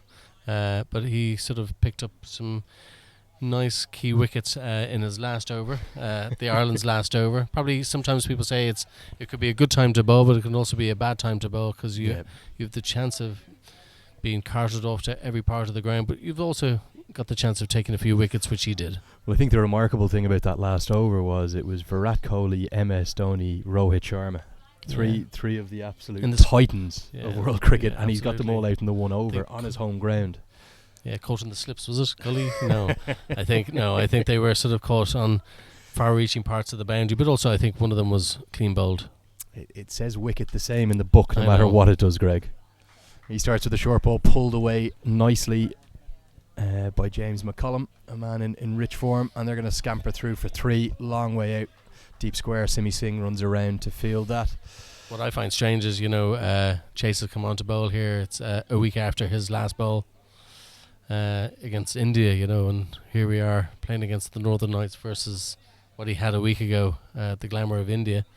How does one get motivated for that? It's something Trent Johnson talked about after the Ireland-England game, the first game at the revamped Malahide Cricket Club with 10,000 people there on September 3rd.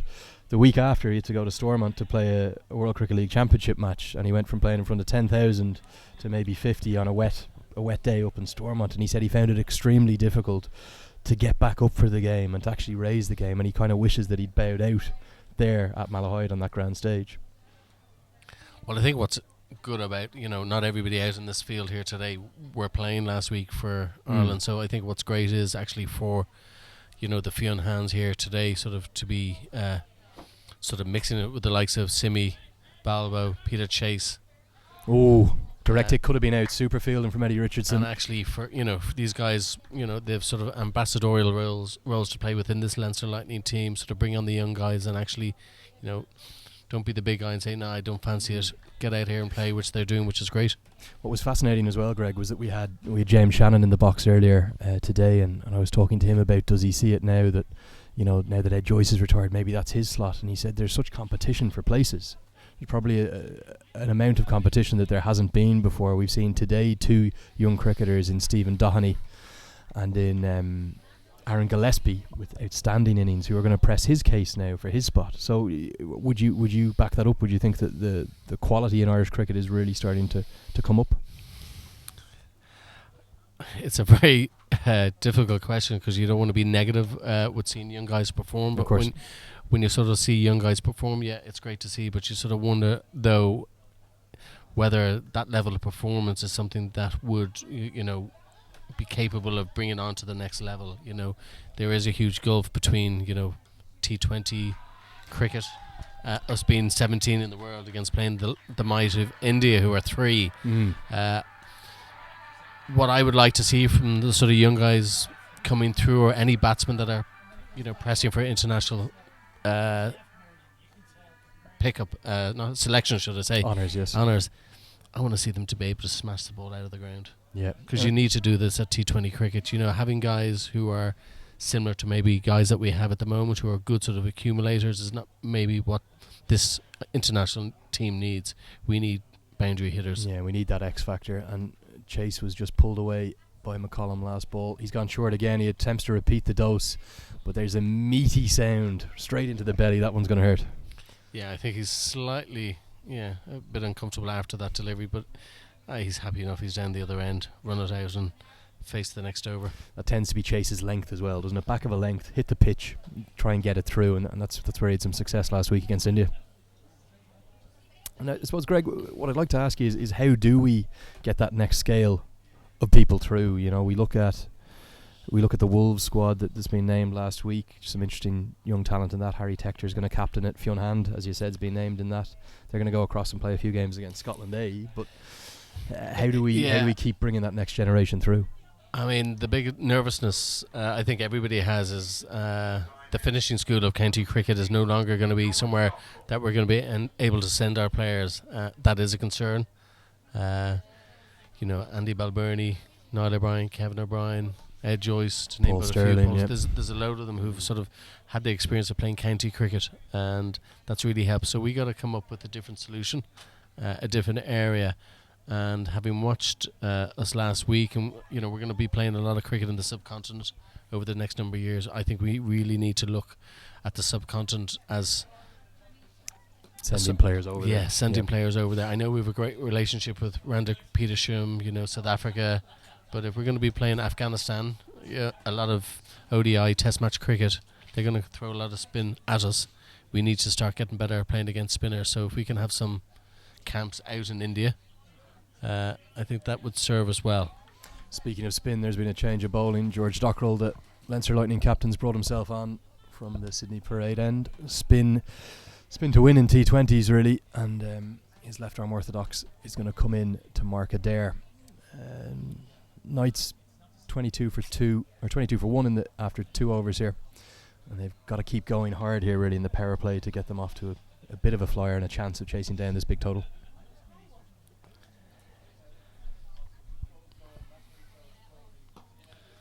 I think, you say going hard. Unfortunately, James McCollum is probably not the type of batsman who you'd expect to be sort of going hard. He's probably more of a guy to sort of build an innings, accumulate, slowly, and sort of maybe score a bit more heavily at the back end. Having said that, Mark Adair is probably somebody who will, if it's put in his half, he'll sort of certainly have a go. Looks a powerful striker of the ball indeed.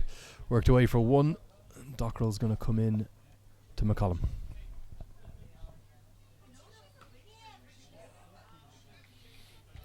Short just worked away, pulled away towards 45, well fielded by Peter Chase, in and over the top. Do you think weekends like this are a strong progression for cricket? Obviously, it was the addition of the Munster Reds last year took it to 6 T20 matches for each side, but they've changed the format this year to play 6 of the games over the one weekend. Is that going to raise a bit of the intensity and add to things? I sort of think the focus actually having these 3 days is good for the game, but I think what's hopefully we'll see over the next 2 days, I understand Friday is probably a bit more difficult with people working, but I'll judge the success of this weekend really is by the crowds that come to it. Yep. And I think that's important, and for the people who are listening now, if you have the opportunity to sort of come out here tomorrow Sunday, I think you'll certainly enjoy the occasion, the ground, the entertainment. And I'd love to just see plenty of these kids. We've kids all around Dublin and beyond who love this game. Maybe the parents don't necessarily love it to the same extent, but I'd love to see the parents bring their kids down here Saturday, Sunday, and get to experience what T20 cricket is all about. Yeah, and a perfect venue here in Pembroke Cricket Club. We see all those darts going by, taking all the workers home after their week of work. So hopefully we'll get lots down Saturday and Sunday. And just on that topic, Greg, we have Super Saturday here down at Pembroke tomorrow, so we have free admission all day. We've got bouncy castles, we've got ice cream vans, we've got the barbecues blazing, we've got the FIFA World Cup quarter-finals on the television and the big screen, so, and you can watch the cricket and the football at the same time. It's a unique venue like that. And of course we've got 2 very special raffles, so if you can come down tomorrow, you can either be in with a chance of winning a coaching session for your cricket club with 3 Leinster Lightning players, or with thanks to HBV Studios, a chance for the big tickets to Michael Bublé in at Croke Park, which I know is something that you would love, Greg. Michael Bublé? 2, a pair 2. of. Who do I have to bring? Well, you'll have to find someone to bring, Greg, I'm afraid. I know that might be difficult. No, I've actually moved on from Michael Bublé. I saw him a couple of years ago. I actually saw him 2 nights in a row, believe it or not. Dear. One night in London, and then saw him in Dublin the following day, and his banter between songs was word for word the exact same, both London and Dublin. You probably get into a pattern. Yeah, I was a bit disappointed. Change of bowling here at the Sandymount end, and we got Eddie Richardson from North County. Great to see Eddie back, bowling somewhere near his best, and he comes. Wonderful slower ball, Eddie, doesn't he? I know that's drifted down the leg side for a wide. I mean, what I sort of got from last week's game as well, you're sort of watching our bowling unit, and I still feel we sort of missed the Alex Cusack sort of type bowler in that unit. When it comes to crucial stages of the game where you want somebody to bowl Yorkers, slower balls, change it around a bit, Alex certainly offered that to the team, and we probably haven't found that bowler. Eddie Richardson to me is that type of bowler. Yep. He's just a bit different, and I always think of if you want to have a bowl out tomorrow, who do you want bowling? And for me, Eddie is one of these guys who I reckon will hit the stumps. Good Yorker, good slower ball, offers a lot. A little bit unlucky there, has to be said. Adair looked to swing hard, and it's just worked past Lorcan Tucker. Actually nearly hit the keeper's helmet for 5 penalty runs. Down the track, looks to pull. Looks like the kind of bowler who's difficult to get away. Batsmen don't get into a rhythm against him. Well, he's a bit like, I mean, I won't say liquor, so all sorts, but he sort of does bowl everything. And Ian Harvey. Yeah, that's probably a bit kinder to him. He does bowl different deliveries all the time. Yeah. And probably is skiddier than you'd expect. You know, he sort of ambles in, doesn't really come in with a huge amount of pace, but actually gets the ball through a bit quicker than you'd expect. And then he comes to McCollum. Full worked into the leg side. They actually have a cow out already, which in the power play is pretty extraordinary. So we have fine leg and third man inside the circle, but we have a deep cover, and then the boundary rider on the leg side is a cow, really. Yeah. Well, I think that shows, Eddie's just going to try and pitch it up nice and full. He slightly over-pitched it there, but, worked away through mid-wicket to Simi, and just one run scored. Field change slightly for Adair with the long on going back and the deep cover coming up, and that's work to that long on just for one. Lightning will be happy with their start here, I think, but they'll look for a second or third wicket in the power play here, really, won't they? Yeah, well, I think it's about sort of reducing the amount of boundaries that's scored. Boundaries is what kills you in T20 cricket, and if we're only being hit for ones and two, the odd two, a few dots here and there, they're not going to hurt. The wickets will come. And just as we speak about that, that's worked away. A little bit unlucky for Richardson, but nicely worked by McCollum in front of the man at fine leg, and that goes down into the LHK insurance boundary sign. Boundary to end the over, and the Northern Knights are 39 for 1 after 4 overs.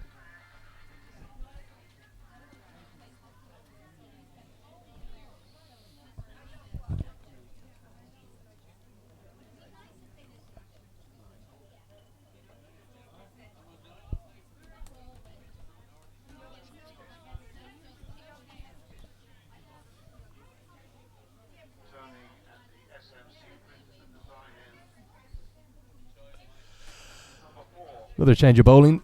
Captain George Dockrell decided just to have the 1 over. And you've seen a lot of this already today. A lot of lads bowling in 1 over spells. What do you think about that as a former left arm spinner yourself? To be honest, it confuses me no end. I understand maybe if you've got a team of very similar sort of bowlers.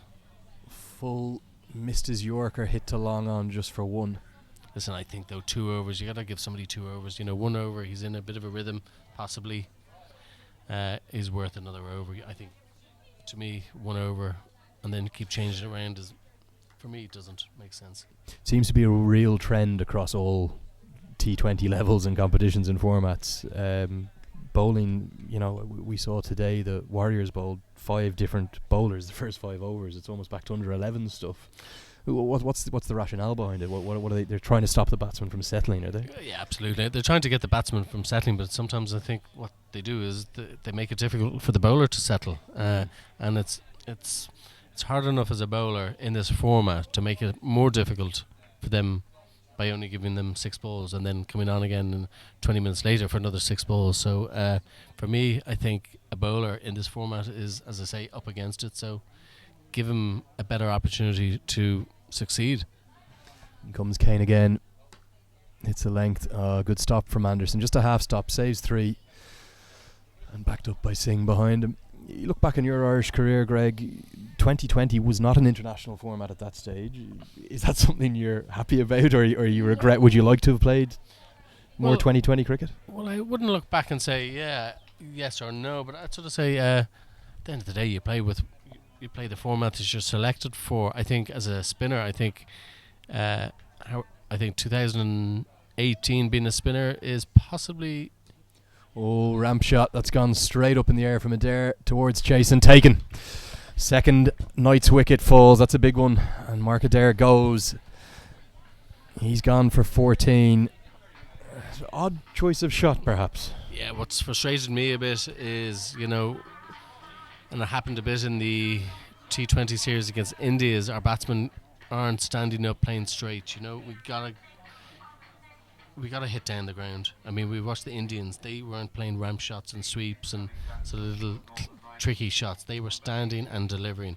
We gotta learn how to hit straight down the ground, because at the end of the day, most of the hits here, the smaller hits in this ground, are straight. And for a man with the power of Adair, it is a little frustrating to, rather than see him try and put that over long on, He's trying to ramp it over fine leg, and he's paid the price. Yeah, just stand up tall and smack it.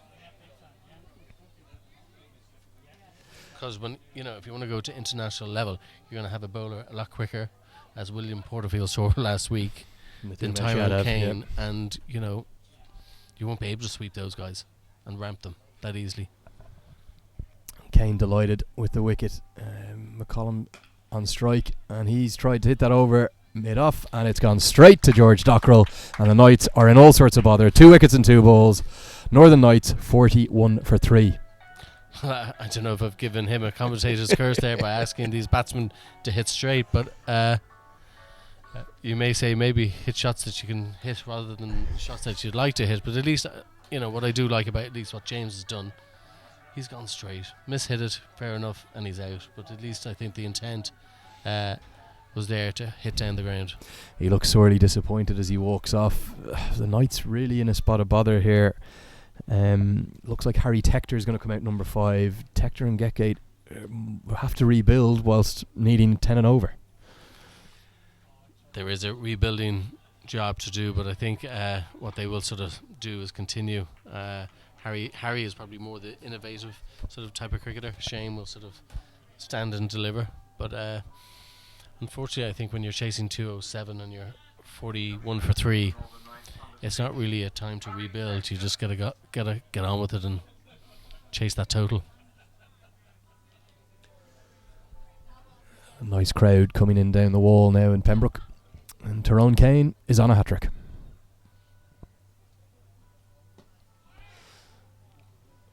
Full and straight, driven straight back at the set of stumps. The wrong set of stumps for Tyrone Kane. Tyrone Kane wanted to see the other set of stumps dislodged to take that hat-trick, but he's happy with the 2 wickets and 2 balls, and Harry Tector's off the mark with a single.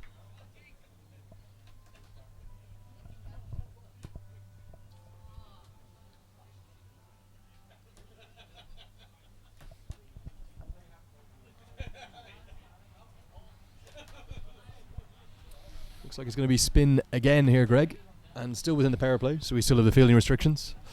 Time for Singh. I caught up with a bit of the footage of the match last week between Leinster Lightning and the Northern Knights, and saw a lovely reverse pull by young Harry Tector. Not sure where he learnt it. I don't think he learnt it from his father anyway, for sure. And he whacked him over the boundary, over extra cover. Well, I think it was. So the talk I heard was it actually went over the pavilion in Stormont, but I don't know whether that was that was maybe the father exaggerating. But it was certainly an impressive strike from a very impressive young cricketer, and it's interesting to see the 2 YMCA teammates go up against each other again here.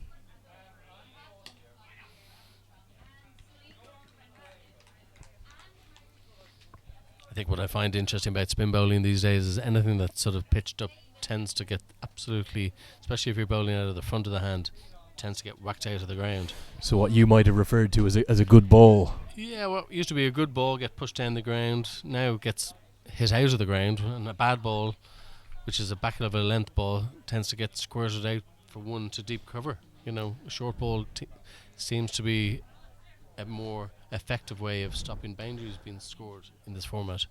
I think the T20 format's really brought around a rejuvenation of leg spin as well, hasn't it? With them really seeming to dominate both the franchise cricket and the international game at this format. It certainly has. I mean, we saw the advantages of having both a right arm leg break bowler and a left arm Chinaman bowler there last week playing for India. Made the Irish batting on both days look pretty poor, but the good thing is sometimes you sort of can be critical, and then you sort of see them play against a full England team, which are excellent at it, dismantling all sorts of attacks at the moment. And they did really well there. So, and you sort of heard Owen Morgan talk about it. I don't know if you called it. He was talking about the difficulty of actually facing the Indian spin attack, because they're not used to facing that type of attack too often. And you sort of, when you hear about an English team saying that, you sort of go, maybe the Irish team have reasons to be a bit more melancholic about their performance when they don't really have the opportunity too much against that quality. Yeah, Kuldeep Yadav just absolutely exceptional against England with that fiver. He was exceptional in Dublin as well. We didn't know too much about which way the ball was going, and he showed up the English batsman then, which makes it I think a little easier to digest perhaps. What I found strange about Morgan's comments though was he said we're going to have to go back and study footage and come up with a plan. I would have thought the plan might have been in place before the match rather than in between the first one and the next one. Maybe they missed the Irish series. They were too busy revisiting their defeat to Scotland up in Edinburgh, perhaps. Yeah. And that is going to be the power play over. You'd have to say advantage Leinster. 3 wickets in the power play tends to bring around a very high win rate, and Northern Knights 46 for 3 after those 6 overs.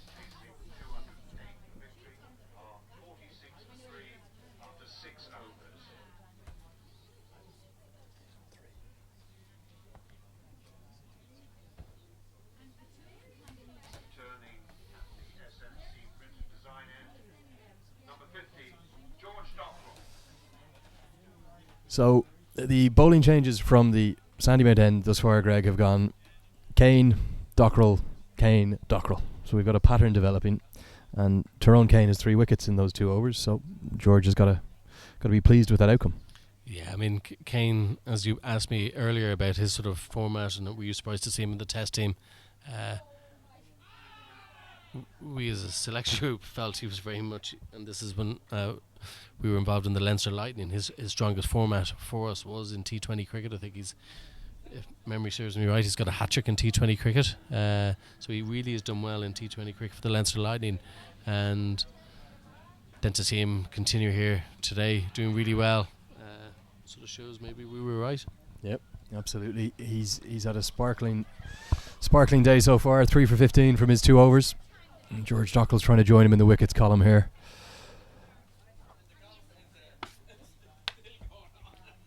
God, he was down into the sweep shot before the ball was almost bowled there, and it's worked out. It's gone all the way for 4. Just down in front of our commentary position here to our left. Outfield so quick here today, Greg. It certainly is really quick. I mean, everybody talks about the heat of 1976. This is when we probably experienced weather like this. Believe it or not, that was the year I was born. I obviously don't remember the heat. Probably don't remember being born either. But no, yeah, it seems to be that's the year, 42 years ago since the hot summer of 1976. Well, Shane Getgate's going to be happy with that. He's away with a boundary, and his side are going to need many more of those to get competitive here. But that brings the 50 up for the Northern Knights. 2 opposition skippers facing each other here. George Dockrell looking to knock over his opposition number. Slower through the air from Dockrell. Again, Getgate goes to the sweep, and Peter Chase tidies up. Given that his runs. Yeah, I think a slight inside edge, maybe a glove onto the pad.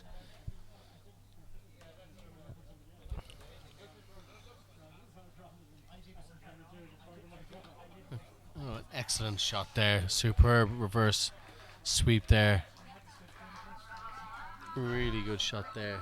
Seems to be a specialty of Tector's, as we saw last week on all over the social media feeds, and Dockrell doesn't quite know what to think of that, but it's a wonderful piece of execution from Harry Tector.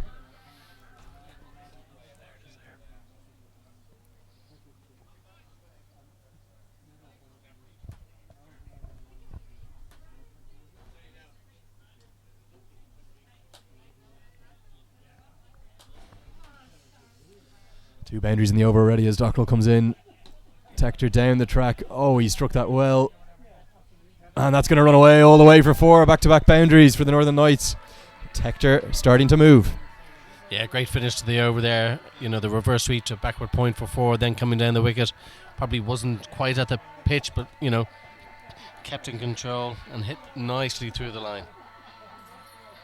Beautiful shot there through mid-on. Nothing more than a punch that really was, Greg. Yeah, well, I think on grounds like this today where the short hits are straight, the fast outfield, you know, you don't have to get too much of the bat on the ball and it will go for 4.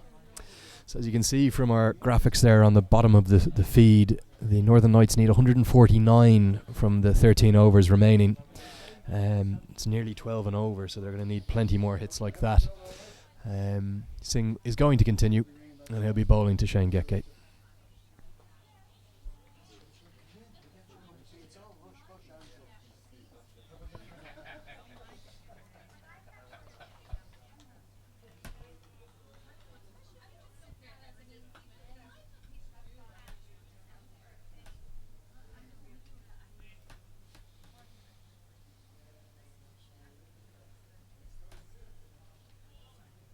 Oh, he's looked for the reverse sweep, and I think that was down leg side, Greg, but because he changed his shape, it hasn't been given as a wide. Would that be right? Absolutely. I think you got to give it a bit of comfort to the bowler. Oh, now that one will be wide. Will also come with a stumping appeal, but it won't be out. And yeah, as we've just seen here, that's 2 balls in a row pushed down the leg side by Singh. I think he's trying to restrict him and not allow him to open up that front leg and hit down the ground. Yeah, obviously we're sort of sitting in the position here. Probably the shortest hit is towards us, whilst it's against the spin. I'd certainly be looking to sort of get inside the line and try and hit it over extra cover. Probably wouldn't be thinking of playing too many sweeps. Down the ground, please.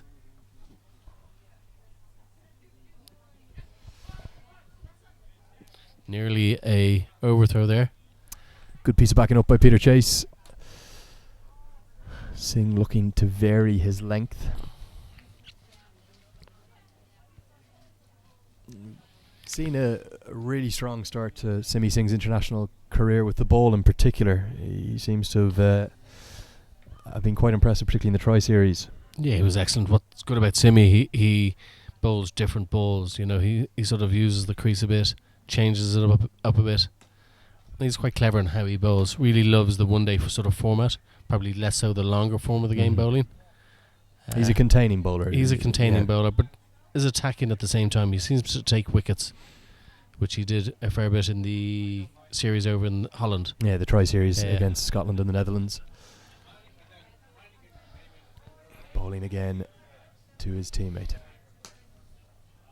Short, cut away, and that's a glorious stroke. And that's Shane Getgate with a beautiful boundary 4 through cover point. Yeah, well, I mean, you know, it's stating the obvious, the 6 balls in an over. If the Northern Knights are going to chase this total, they're going to have to hit, you know, at least 1 boundary and over, if not 2. And playing sweeps and dinks around the place is probably not going to be the area that they're going to score the boundaries. So down the wicket is where they're going to have to do it. And there was a good bit of space there in the in the cover area, and 4 was scored. It was actually a little bit more round arm from Singh, and you've spoken about those variations that he does possess. I can't pick them. Down the ground, that's a huge hit, the biggest of the night's innings. That's gone sailing down Wilfield Road. Arguably the biggest 6 of the day. What a strike. Yeah, wonderful shot there. Used his feet, came down the wicket and just hit through it. That's what we want to see. Down the ground, short hit. But it was a short hit, but he certainly cleared it by I think 20, 30 yards. I think that will have gone all the way down to the Balbirnie residence there on Wilfield Road. Wonderful, wonderful strike of the cricket ball by Shane Getgate.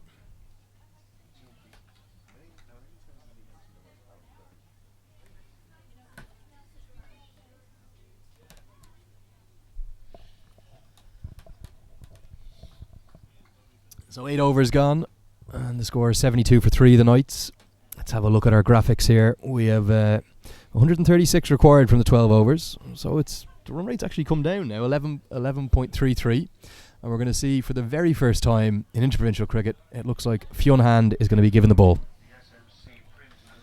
Yeah, I was involved in an MCC game last year in Manchester with Fionn Hand, and we were playing against MCC Northwest. We were MCC Ireland. I had a very good bowling attack of Fionn Hand, David Delaney, David Murphy, George Dockrell, and I'm trying to think, I think Semir Dutt was the other guy, but unfortunately we seemed to, in our T20 game, we went for over 200, which was slightly disappointing given the strength of our bowling, so I'm really looking forward to seeing Fionn bowl here today. Oh, and he's very unlucky. He hits a good length to start, and it's just been run along through first slip by Harry Tector for 4. A little bit of an outside edge, but it looks like he might have opened up to play for that. I think it's a good cricket shot. You know, he's used the pace of the ball, back of a length, opened it up nicely down to the third man for 4. Tell us a bit more about Fionn. You enjoyed spending a bit of time with him. Impressive young lad. He is. The ironic thing is probably know his mother better than I know Fionn. I don't know. Legend of Irish cricket, Brenda Hand. Yeah. No, I know Fionn a bit, and he's involved playing a huge amount of cricket over in England and is really enjoying it. He had the option of maybe finishing his schooling here, but decided to take the opportunity. Brilliant. Over in England. Wonderful fielding by Gareth Delaney at third man again. Tector opened up to just run that down to third man. Came right off the face this time. There was no edge to it, but just a little bit finer at third man. Well picked up and thrown in one motion. It's just a single.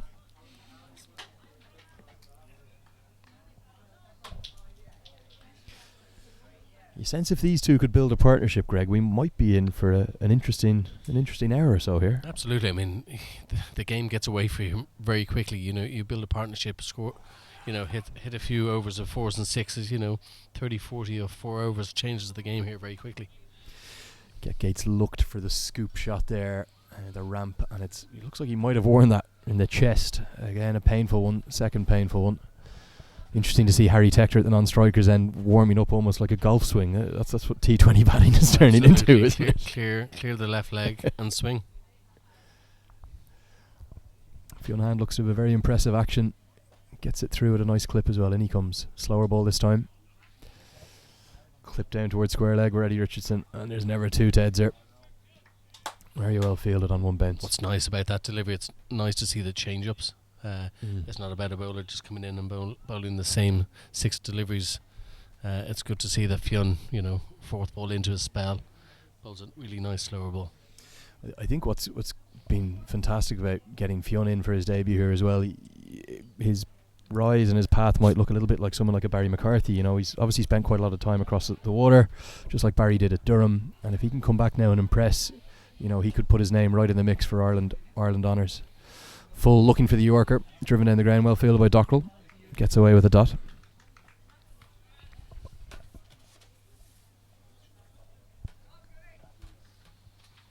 Glorious evening here in Pembroke Cricket Club. The wall starting to fill up nicely.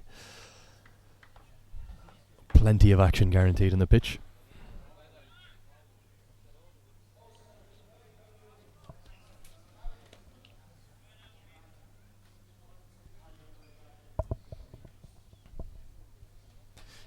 In comes Hand, slower ball. Looked like a leg cutter this time.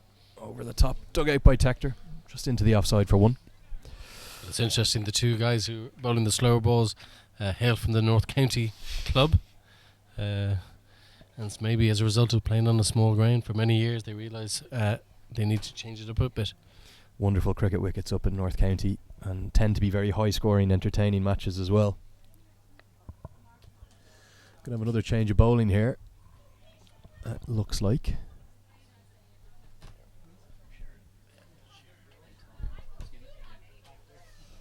And again, another man with no number on his back, but Andrew Sheridan is going to come into the attack.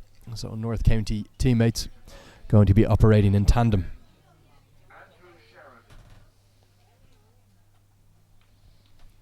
79 for 3 after 9. Greg, it's our last over with you here. Could I ask you for a prediction? Not only the winners, but by a distance and the margins as well, please. You mean how many wickets or how many runs? Well, you'll have to first give me the result. No, I'm to be fair expecting Leinster Lightning to win this one. Margin of victory, sadly to say, I think I'm going to go 40 runs. Okay, so you think the Knights will about double their score from where they are. That's short first ball. That's an outstanding strike. No, I said that's an outstanding strike. 34 runs, sorry. And that's gone all the way for 6 miles over Cow Corner, the largest part of the ground. It's bounced just on the last piece of grass of the outfield here. And that is a wonderful strike from Harry Tector. He moves to 24 off just 12 balls.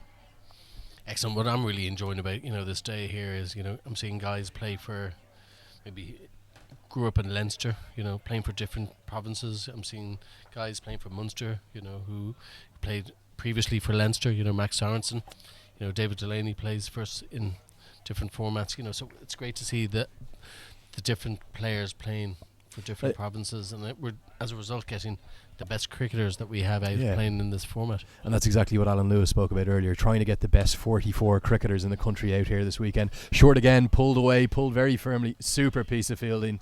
Tyrone Kane in the deep, teaming up with George Dockrell to save the boundary, and just 2 runs. I think the other nice thing, not just getting the best cricketers in the country, but also getting the best young cricketers here, because I think we've seen it with the outstanding performers so far. Aaron Gillespie, young man. We had we've seen a super innings from Harry Tector and a super knock from Stephen Doherty. He's obviously a Rush Club man, but playing for Munster. So that's 3 young performers really putting their hands up. Short again, pulled again towards Cow Corner. 1 bounce. They've got the man out to Cow Corner wisely now. Well, if you're going to pitch it down halfway down the wicket, which unfortunately Andrew Sheridan has done for his first 3 deliveries, you need fielders on the boundary. And Cow Corner has become such a crucial position in T20 cricket, really. Well, to be fair, he has got mid-off in the ring, so I won't be too unfair saying maybe he's doing it on purpose, possibly. Sheridan in again. Slower ball, driven through the offside. Glorious stroke. That's going to run away quickly through the offside, across this fast outfield for 4, down towards the Pembroke clubhouse. Northern Knights really starting to motor ever since you made your prediction. Yeah, was it 34 or 40? I'm not sure what it was. Yeah, exactly what we said earlier. Boundaries is the key. Keep the boundaries coming, and this total of 207 mightn't be as big.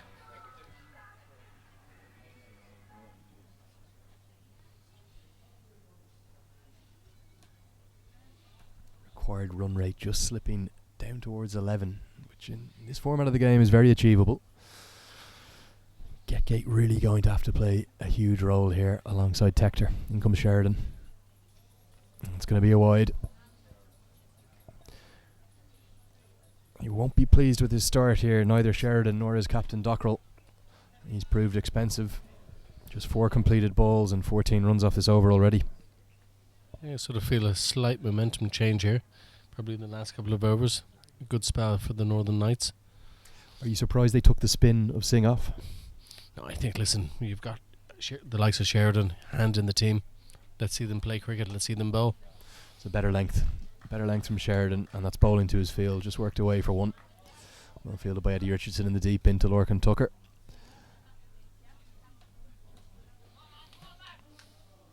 Just a nice atmosphere building up. We could be in for a second very good match of the day, which is exactly what we wanted to see. I think Greg with his Leinster Lightning cap on is maybe disagreeing with me a touch here. I don't have any cap on. I'm very neutral now. I think there's still quite a hint of Leinster bias seeping through there. Maybe just by accident. No, I'm just, to be fair, being honest, I'm just here keen to see good cricket. And speaking of good cricket, that is superb cricket. Great running, nudged into the leg side for 2. I'm certainly enjoying watching Getgate and Tector bat here, and long may it continue. We want to see a close finish. Well, Greg, I want to thank you for your time. We're going to have a double commentary change. We're going to be passing over to Peter Boyd, who's going to join Alan Lewis. Thanks very much indeed, Andrew. And I do believe there is an exciting finish building up here. A bit of momentum coming behind Shane Getgate and Harry Tector as they build this partnership. Alan, welcome to the commentary box again.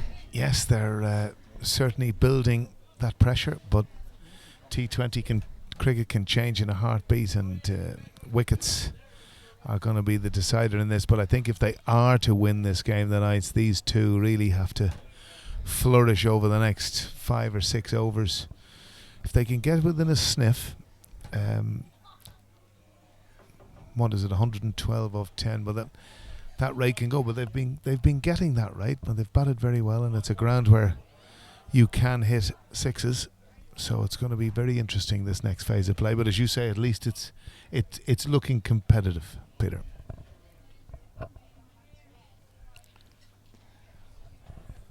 Fionn Hand to continue here now, getting the second over. Have you seen much of Fionn? I haven't, but I've always been told and kept updated of his progress.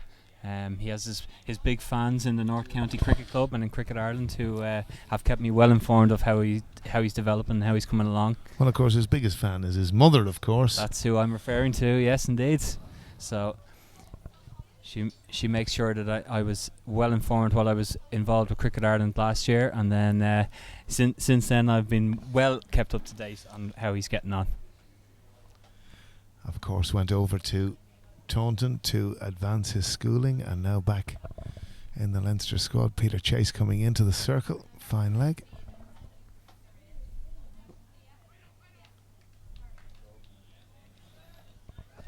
That's good bowling, Peter. Too nicely full and straight. He's mixed his pace up well, Fionn, in the 8 deliveries that he's bowled. Yeah, Harry Tector was able to play some lovely shots, guiding them down to third man in his previous over, but these ones now he's getting them full and straight, getting them in there. Very difficult to play them away for boundaries from where he's delivering them to. Although there's not much margin for error when you're delivering them like that, and Shane Getgate has put everything behind that and deliver that over the side screen behind Hand's head, and a big 6. Yeah, well, you can clearly see how he is setting up, and he sat deep in his crease, and Fionn Hand didn't get the exact fullness as exact as it should have been, and it's been absolutely murdered down the ground for 6. It also brings the Knights past 100, up to 102 for 3. His partnership now over just up to 60 as well, so it's been a fine effort from these two, but they do need to carry on if they're going to get the Knights up towards the target and the chase. He's pulled that one there. That's a great shot. Down on one knee. And again, the secret of that, his base was so strong. And I think he's eyeing this up now, but that was a really, really good shot by Shane Getgate. Its execution was crucial.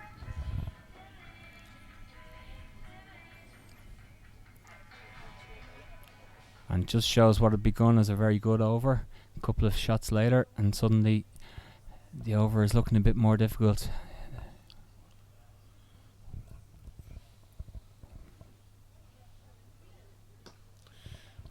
Sometimes a bit of this I don't understand, Peter. Fionn has 45 short fine leg saving, 1 Eddie Richardson behind square. I'd much prefer to see that fielder over on the offside and, you know, start forcing both the Northern Knights batsmen to get themselves over to off stump, to do something different. Keep your 2 fielders out on the leg side and maybe 45 in, and get one of those guys over to the offside. They're going to do nothing where they are, most likely.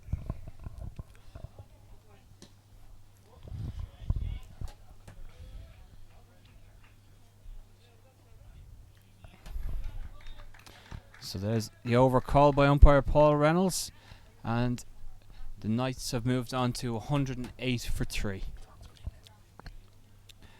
So there we have the Knights scorecard. Nigel Jones going early, falling to Tyrone Kane. Good catch by Fionn Hand, and then those 2 wickets falling in 2 balls to dismiss both James McCullum and then Mark Adair. But it's this partnership really, Alan, that's really taking them along. Shane Getgate and Harry Tector at 35 and 29, really bringing them back into this game, aren't they? Oh, without a shadow of a doubt.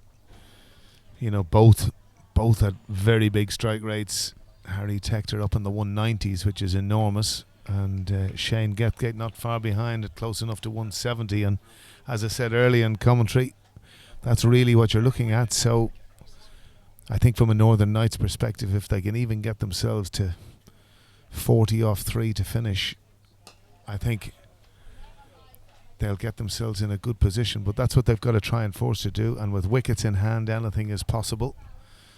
When you break a run chase like that down,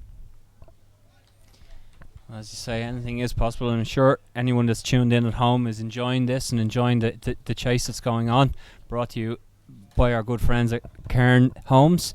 But if you are worried about missing out on anything, or missing out on the Brazil v Belgium quarter-final in the World Cup, just a reminder that it will be shown on the big screen here in the bar, so you're very welcome to come down, catch the end of the cricket here, and then take in the game as well this evening. So don't be afraid on missing out on either if you were to come down here to the ground this evening. Indeed, in the ground, looking a picture. As you say, supportive sponsors all around Leinster cricket. And a good slower ball there from Eddie Richardson out of the back of the hands. Missed time from Harry Tector. Probably fortunate there. He just didn't tempted get all of Peter that. Chase for a second there, but he just eased off to take it on the one bounce. But it was mentioned earlier as well in commentary. Eddie Richardson does have an exceptional slower ball where he can just disguise it, and it's delivered really well.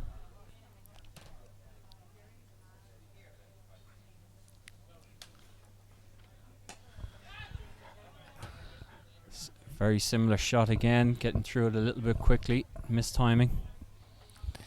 It was there, it was in the slot. Probably Shane Getgate getting his head offside of the ball there, but at the end of the day they're at a stage now where they've got to be certainly looking for certainly a boundary and over, if not two, because the run rate very quickly accelerates the required rate.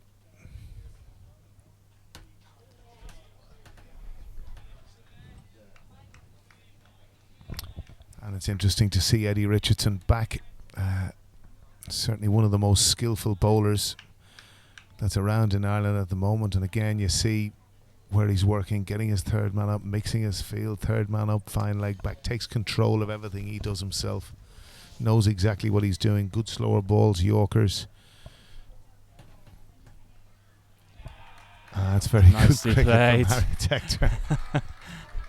Not the first time we've seen that in this innings, and guided down to third man boundary for another 4. Just to ruin the over on Eddie Richardson, getting that boundary off the final ball. Moves the Knights along to 116 for 3.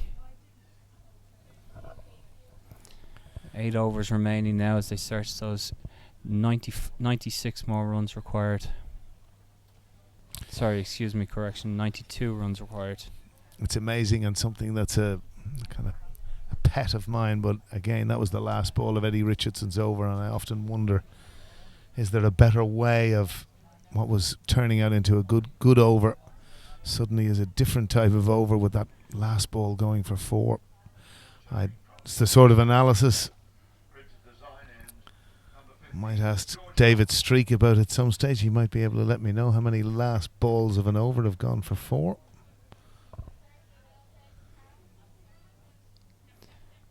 And the reverse sweep coming out now from Shane Getgate. Another sign that they're getting a bit more comfortable out there together. And very, very good shot. Beat Garrett Delaney at... and once it got past him there was no chance he was chasing that down. This outfield is going to give you good value for your shots this weekend.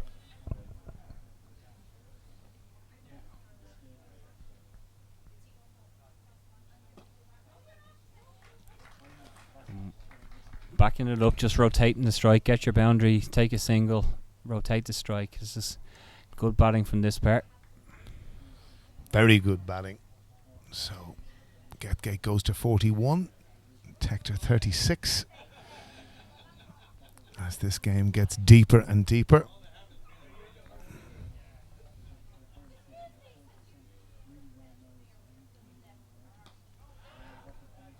That one's up in the air, very high. And that's a great catch from Singh coming in off the boundary, diving forward and managing to hold on. And I'm sure as his elbows connected with the ground there and bounced back up, I'm sure that was a difficult one to hang on to. Yep, great catch by Singh.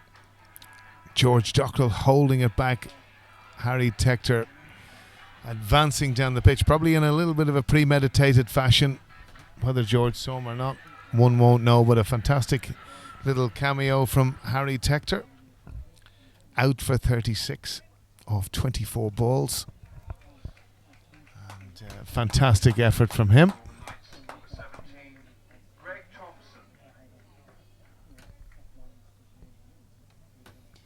So that partnership of 80 between Tector and Getgate really has dragged the Knights back into this game.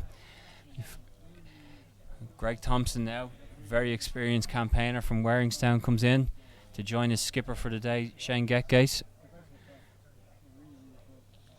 I'm sure we'll be seeing a lot of sweeps now.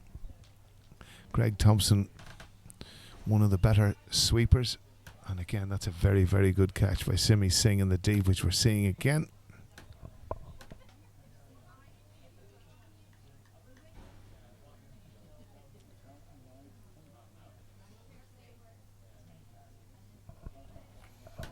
Becoming more of a common trend, this now, Peter, this not delivering the ball for whatever reason. I was only saying this earlier. I saw there was an awful lot of it in the England-India first T20 game I saw the other day, but it's becoming more and more common. Whether it's to check whether the batsman is moving around in his crease, or it's just to have a look and kind of wind somebody up and knock them out of their rhythm. But it is becoming more common. I'm seeing it more and more often. I think that's what it is. It's simply knocking them out of their rhythm. I don't think there's any reason technically why they'd be doing it, but just more tactically.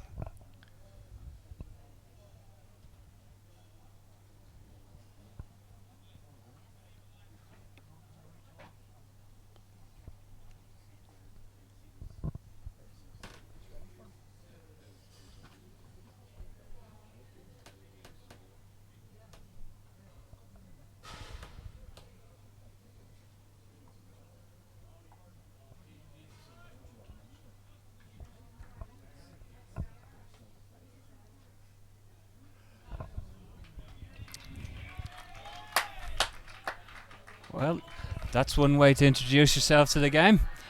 Then paddle fine, 4 runs again. Once it goes fine and goes down on the ground, you're just not catching it. You're not chasing it down. I did tell you, Peter, that I think the sweep, lap, ramp, whatever way you want to look at, was going to be out a fair bit here.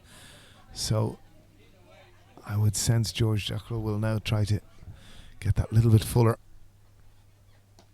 And that's up in the air. Called and held on to. Tyrone came with the safe hands coming in from long on.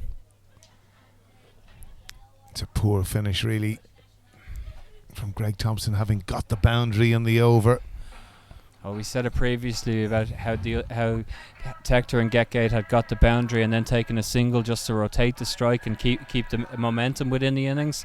But that time going for the second big shot immediately after getting the boundary and only managed to sky it in the air. Tyrone Kane coming in from long on with a good catch, holding on, making it safe. The Knights now 5 down, 126 for 5, chasing 208. Well, that's a big momentum swing now. As we said earlier, wickets and clusters. Adam Dennison, who's been in very good form for Waringstown this season, coming to the wicket. Perhaps a little bit lower than I would have thought, but if he can fulfill a role in terms of getting Getgate on as much strike with the odd boundary himself, he's going to still have a significant part to play. So looks as if Chase indeed is coming back into the attack.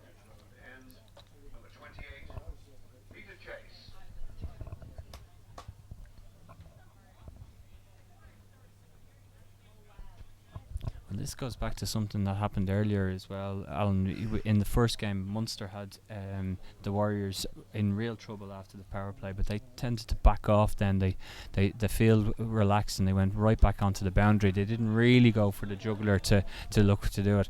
I think George Dockrell here trying to ensure that he's after pushing on and getting the getting his strike bowler back on and trying to finish off this innings really. Yeah, Peter Chase, one of the positive points from the India games, bowled with good rhythm and still learning all the time.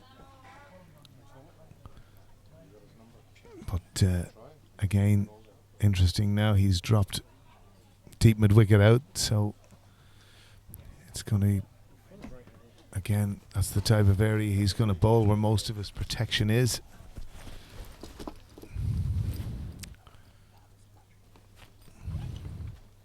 And again, nice to see Chase taking control for himself of his fields, and I think this is something that probably bowling coach Rob Castle will be very keen. Sometimes Peter's been criticised for his body language whilst bowling, and it's nice to see him taking a bit more control of his own destiny with his field. So third man coming up. And again, very well bowled, Peter Chase. Good rhythm.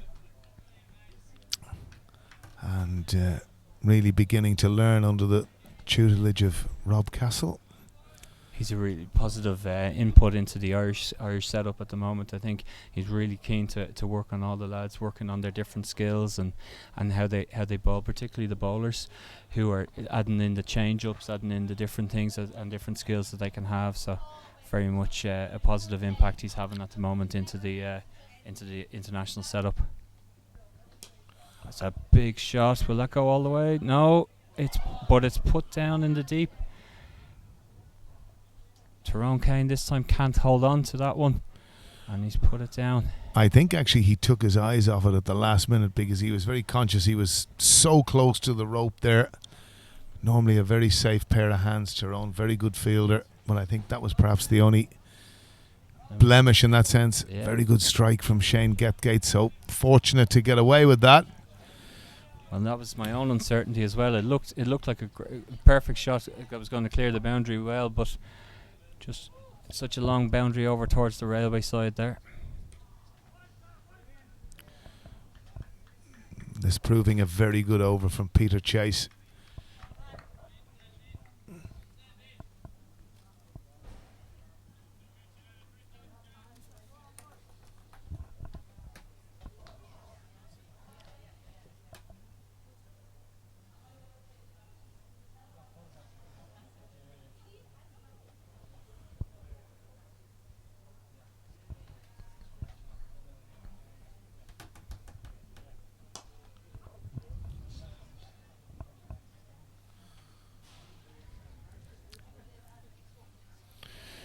So that's the end of the 14th over there, and the Knights are now 129 for 5. See here, Alan, that only one bowler, just the captain George Stockwell, has bowled 3 overs. Everyone else with 2, and Sheridan just with the 1. Plenty of options though in the final 6 overs. Who do you think that George Stockwell will look to now to finish this innings off? Well, I think he can go to a great group of bowlers. Tyrone Kane bowled really well up front. His 2 overs, 3 for 15, the most important part, that piece in the wickets equation. And the others all pretty similar. But I think it'll be Tyrone Kane. Peter Chase bowled a superb over there, so he'll certainly be bowling 2 of them. And as we talk, George Stockwell is finishing off his quota. He's bowling his 4th over. So if we take 2 from Kane and 2 from Chase, that leaves us just 1 other over to find. So you can take your pick, Peter. Yeah. I wouldn't get too fussed about that, but I think that's the way it'll go.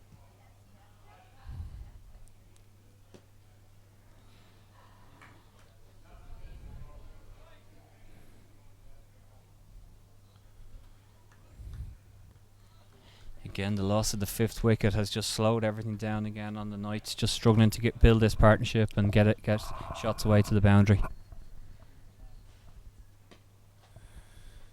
Very difficult, George Stockwell with that angle, varying his pace very well. Probably Adam Dennison, not really renowned as a rope clearer, more an accumulator of runs, but Getgate is far from that. He's batted very, very well here for his 44 so far, with 5 4s and 2 6s. Gives you an indication.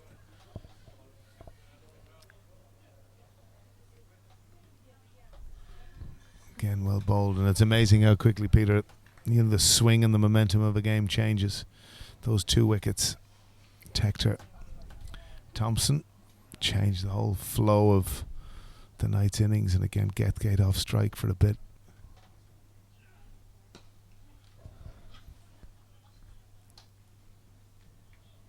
Tried to run the first quickly there to try and force a second run, but wasn't to be. Andrew Balbirnie feeling down the deep there, released the ball very quickly. Meant that there was no possibility for the second run.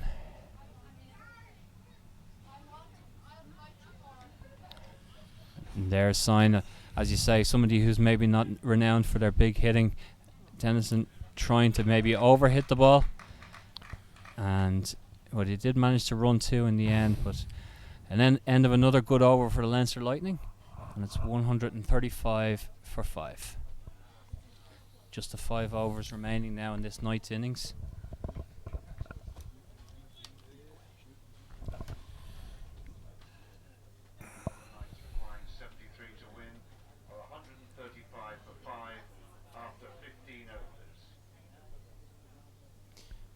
So that couple of wickets coupled with some tight overs from the Lightning bowlers, it means that it's 73 off 5 overs, a run rate of nearly 15 required for the Knights to chase this total down.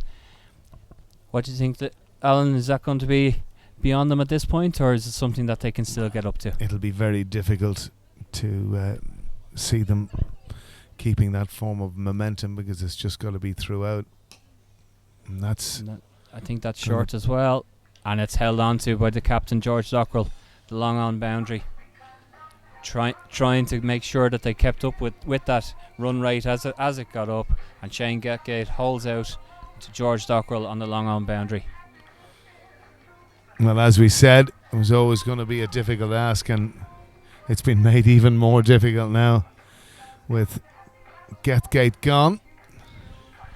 And Getgate goes for 45 off just 31 deliveries, 5 fours and 2 sixes in amongst it.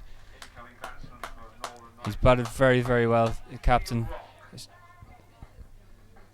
Just unfortunate as that required rate just kept rising. He was forced to make efforts to score quickly, and in his efforts to do so just found George Dockrell on the long on boundary there. A very good pair of hands he has, George Dockrell. Wonderful fielder. Made himself into a very good fielder, and now one of Ireland's best. I'm reminded of that catch he took early on the Friday. Virat Kohli, no one will really understand how difficult that was, but he made it look easy into a clear blue sky. But fantastic cricketer, George Dockrell. So chase continuing in a very good spell of bowling for him.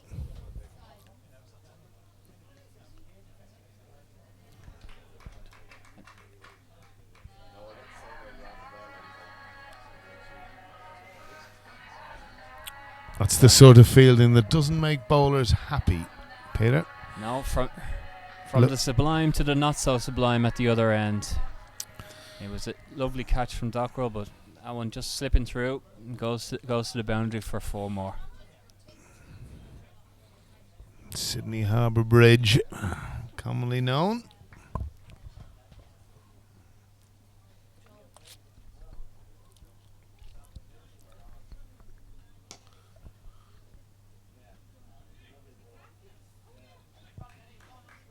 It's fantastic the way George Dockrell covers the ground there. His speed to the ball is fantastic. And really one of Ireland's best fielders.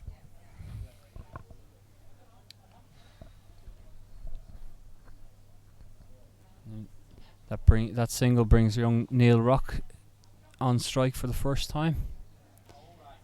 He's been one of the bright spots for the Knights this year, is just getting that experience and getting out there, learning more about the game at a new level as well, and a young gentleman as well, which always helps.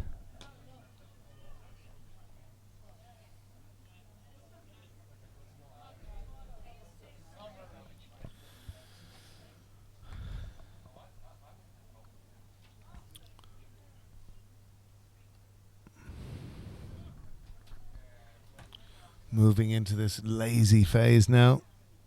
Certainly looks a task well beyond the Knights at this point.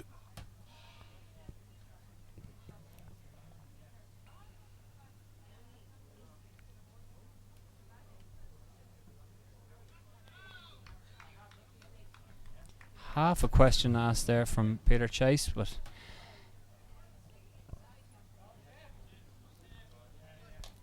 Adam Dennison trying to get inventive there, trying to get out the ram shot. Just anything to get the ball away to the boundary at this point in time for the Knights.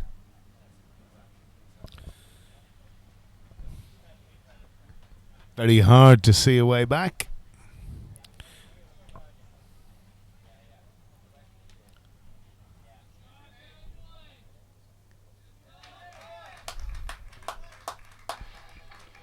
Just managing to split the fielders there on the leg side boundary. 4 for Adam Dennison. A fortuitous boundary. Scooted away off a bottom edge. Out to deep backward square. And at the end of the 16th over, the Knights are 145 for 6.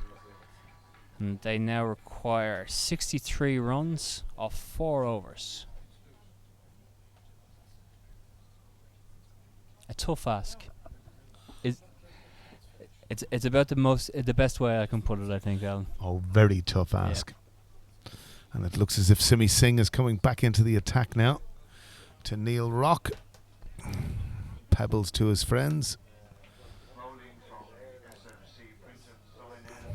Of course, one of two who made their way to the Knights this year with the transfer system in place, and seems to have done a good job for them with alongside Harry Tector. So Singh, having completed 2 overs for 17, was telling me recently that dream come true for him, playing against the country of his birth, and a tough way back in a sense for him. But a clever bowler is Simi, but wasn't easy.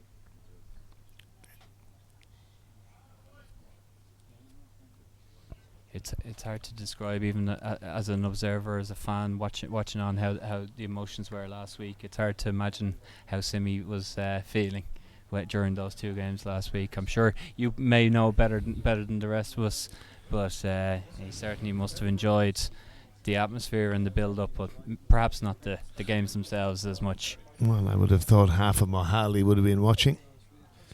We had a very pleasant experience out there ourselves for the Women's World Cup. Entertained by his family, looked after very well in a beautiful part of the world, and certainly somewhere I'll be looking to go back again to. So 148 for 6 now.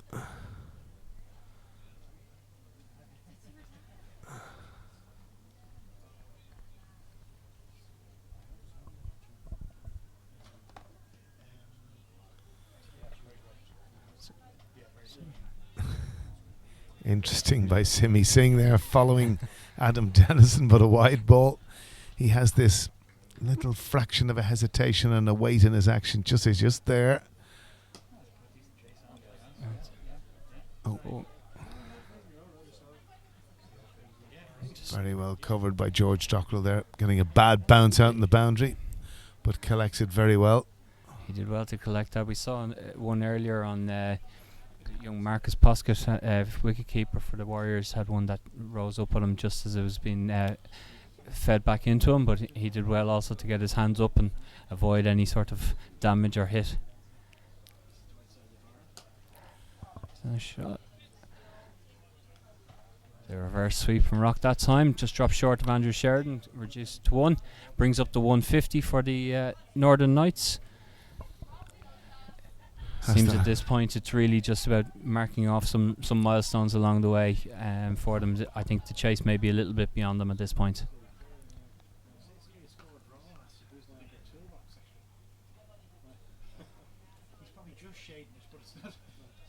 Easy 2 there.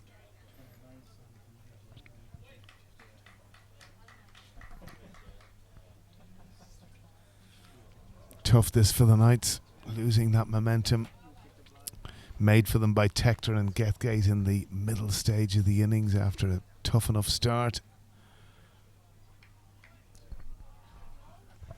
Umpire had a little think about that one before deciding, and then it's a wide.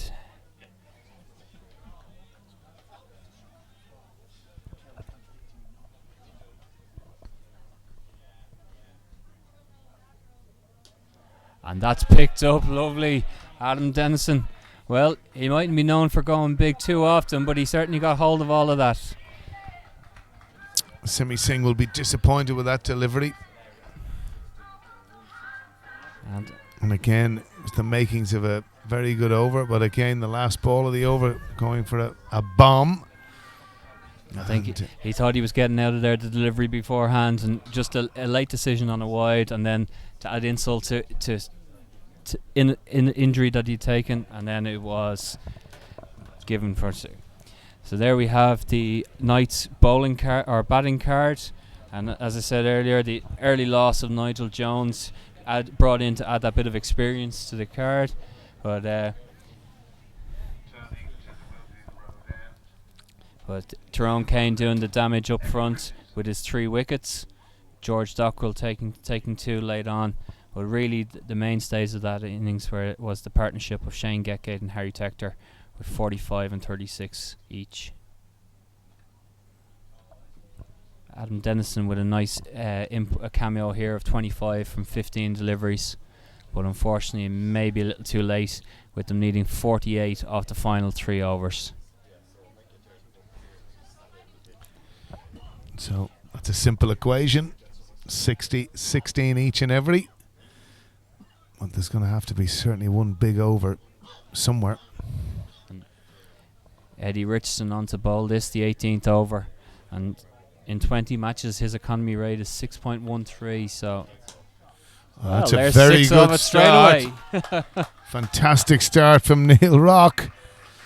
And this boy can hit a ball. Yeah, I've seen him play in schools, club and interprovincial over the last few months, and he can certainly hit the ball.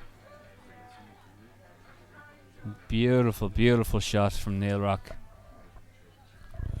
And it's always good to get one away like that. First ball of the over puts the pressure back on Eddie Richardson as he looks to manoeuvre fields, do different things. So 42 required off 2.5 overs.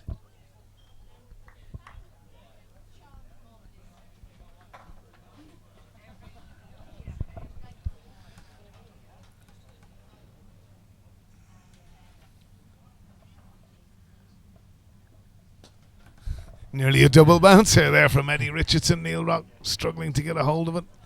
He just about reached it, dragged it down, dragged it across, just a single. 41 off 16 now. Well, they've really got a sense now is the over, now is the time. So Dennison has a big role to play. 7 off 2 deliveries, 4 of this over remaining. They must go large.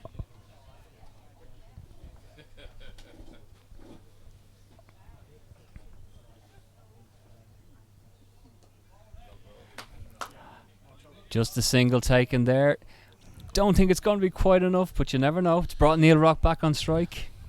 And he'd be the man to do it for them. Keep looking to hit boundaries, as the Len Dog would say.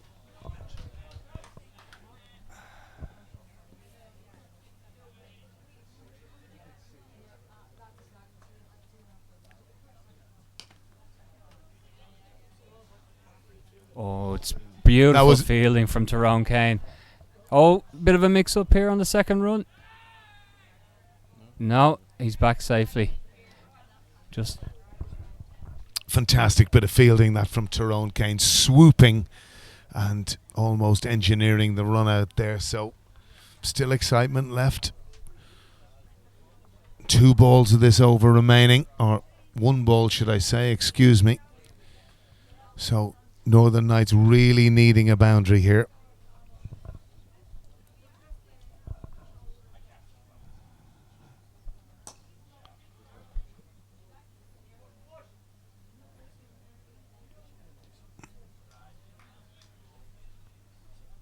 It's a good shot. So Rock really needs to be thinking boundary and boundary big to give the Knights any sort of chance, hopefully, for themselves of winning this game. 16 off each over, Louis, and they've got 10. Big 6 here now. They've reached their...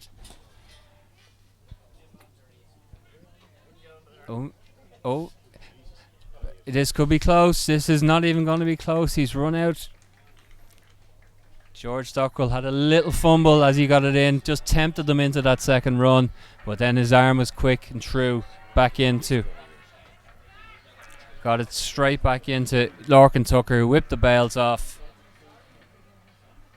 They had no choice really but to take the chance and go for the run, but it's another wicket that falls.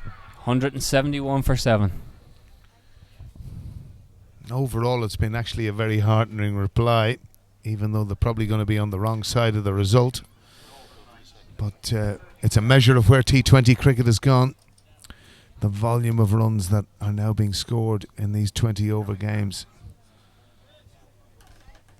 So Graham MacArthur coming to the wicket, number 16. And no surprise really that Tyrone Kane is back for the last of his complement.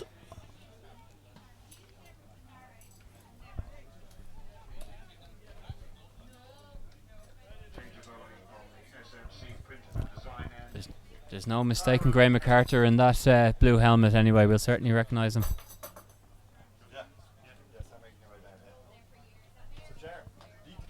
Full toss. Dennison swings away. And another great take from Simi Singh in the deep. What a catch. Again diving forward. Holds on. And Dennison is gone. What a hold on from Simi Singh there. Really did well to make up the ground and hold on again as he was diving forward. Great catch, Simi Singh indeed.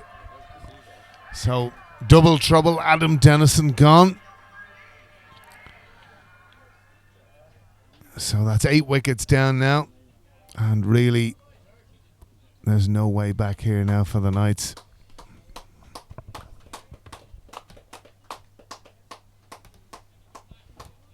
Incoming batsman for Northern Knights, number 4, Jacob Mulder.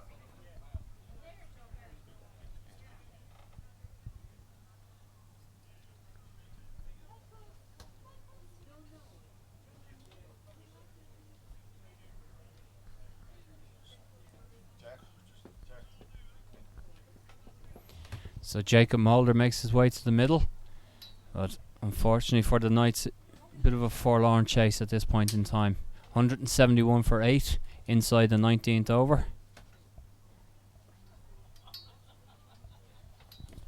So that's 4 for Tyrone Kane. He has a habit of picking up wickets in these T20 fixtures, just quietly does TK, as he's known to his friends. And that's the duty-bound 5 for Tyrone Kane. Easy peasy. Caught there by Fionn Hand at extra cover. And this is kind of turning into a tame finish now in the end. That's 9 down for the Knights. Still with the score on 171.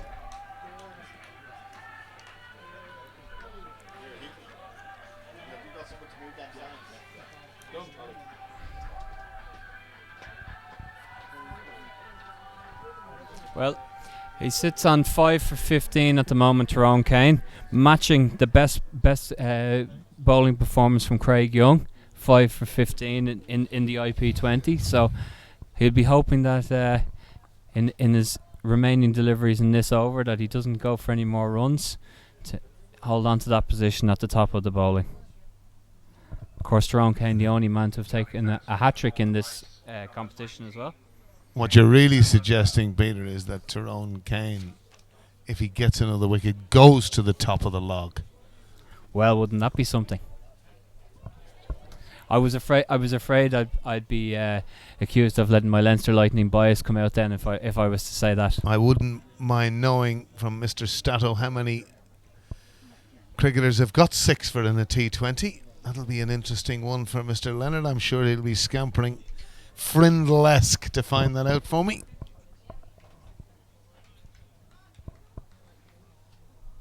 And thank you for that. Who are they, Len, please? Okay. Oh, thank you very much for that. So a hat-trick delivery coming here from Tyrone Kane. Oh, and for the second time today, the hat-trick delivery is kept out. Well, tidily tucked away by Cameron Down. The leg side made it all look very easy. So TK eyeing up a 6th.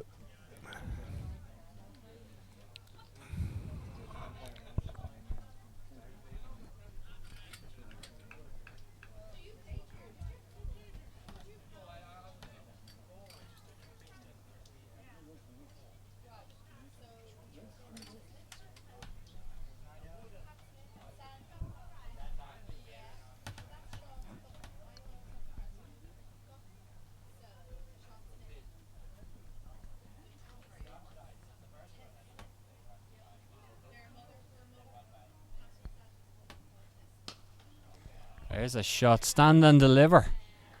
Nothing wrong with that at all. Straight back past Tyrone Kane.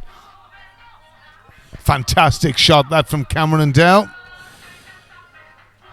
No surprise, TK looking to get greedy, bag that six for, but he's been banged down the ground by Cameron Dow. Beautiful shot that.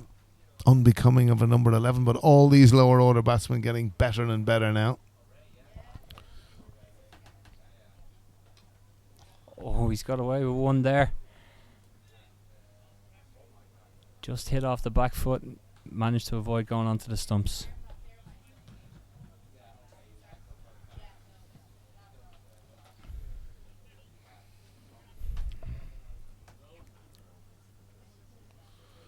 Score moving to 178.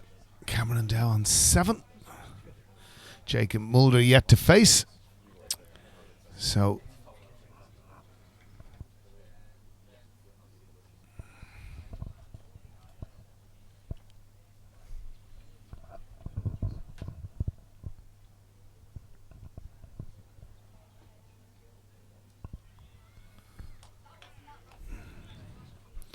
So that's at the end of a very fine spell.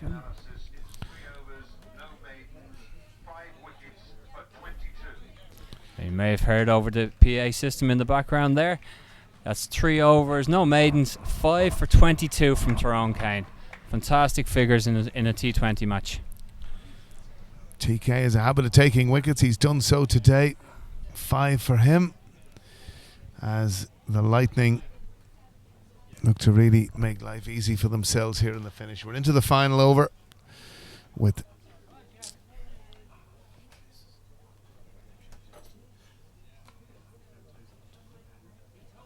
So Peter Chase to bowl the final over.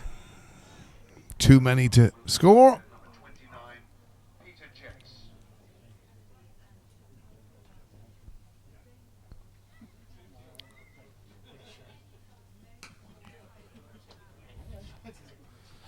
Lovely rhythm Peter Chase has had today. I've been very impressed with him. And again, I kind of think if he can really work on improving that body language as he builds more confidence in himself.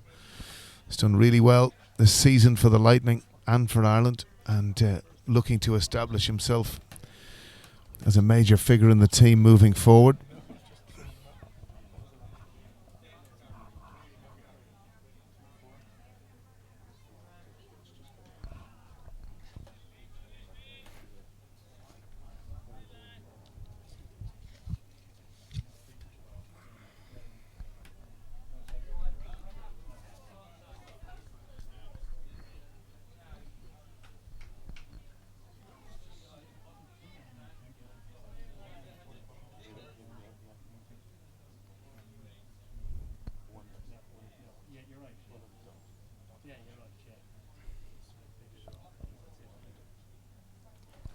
Another big swing and a miss there.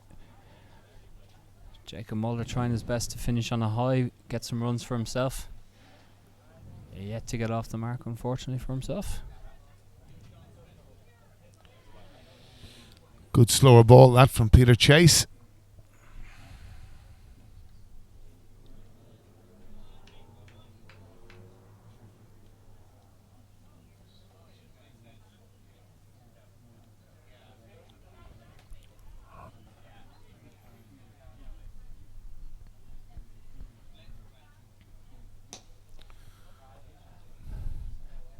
Squirts away square down to Andrew Sheridan. Just a single for Mulder. So the game now coming to a tame conclusion. Lightning assured of victory. What a very good chase by the Knights. It was interesting, certainly at one stage when Tector and Getgate were going well. But it's very difficult to keep that momentum, that sustained momentum that you need to win these T20 games.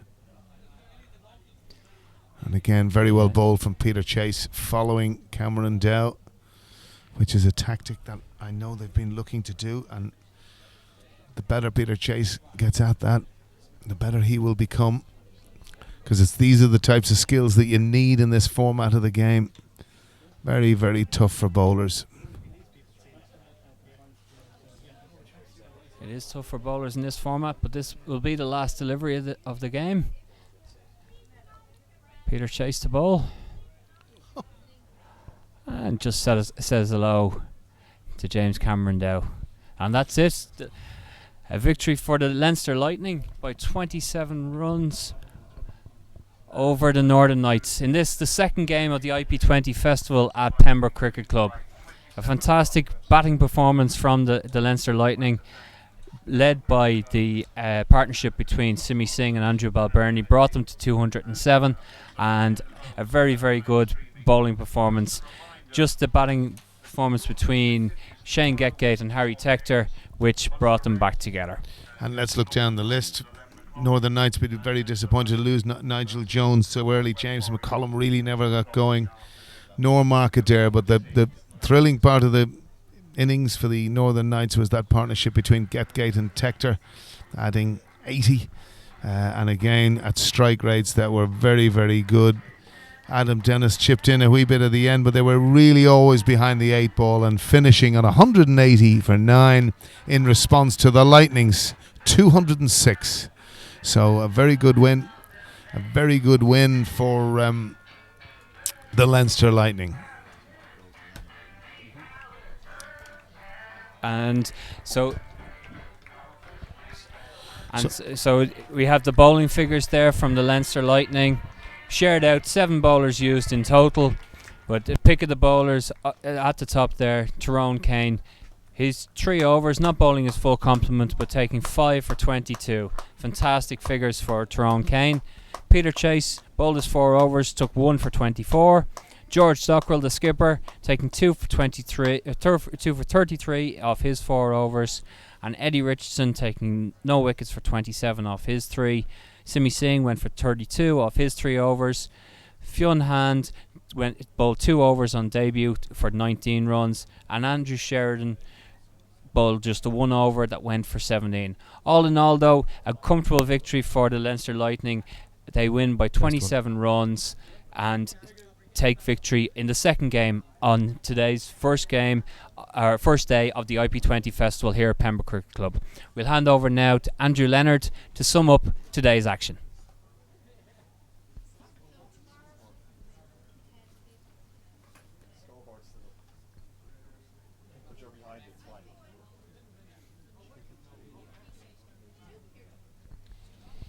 And thank you very much, Peter. A little bit of a summary of day 1 of the Handy Energy Interprovincial 2020 Festival here at the wonderful Pembroke Cricket Club. What a fantastic day's cricket we've seen. Over 800 runs scored. A few highlights to talk about very briefly. Aaron Gillespie's 80, Stephen Doheney's 64. And it wasn't just all bowlers, or wasn't just all batters today. We also had some superb bowling figures. Tyrone Kane had a 5 for 22. And the Leinster Lightning ran out winners by 27 runs in Game 2. Game 1, a little bit of a surprise perhaps. Munster Reds scoring their first ever victory in this competition, the first victory since they returned into the Interprovincials 2 years ago. They won by 6 wickets. We're all set up for a wonderful Super Saturday here tomorrow in Pembroke. We'd love for you to come down to the ground, join us again with thanks to support of Cairn Homes, and we'll be here with Game 1 starting at 11 a.m. and Game 2 at 4 p.m. Come and join us and we'll see you then.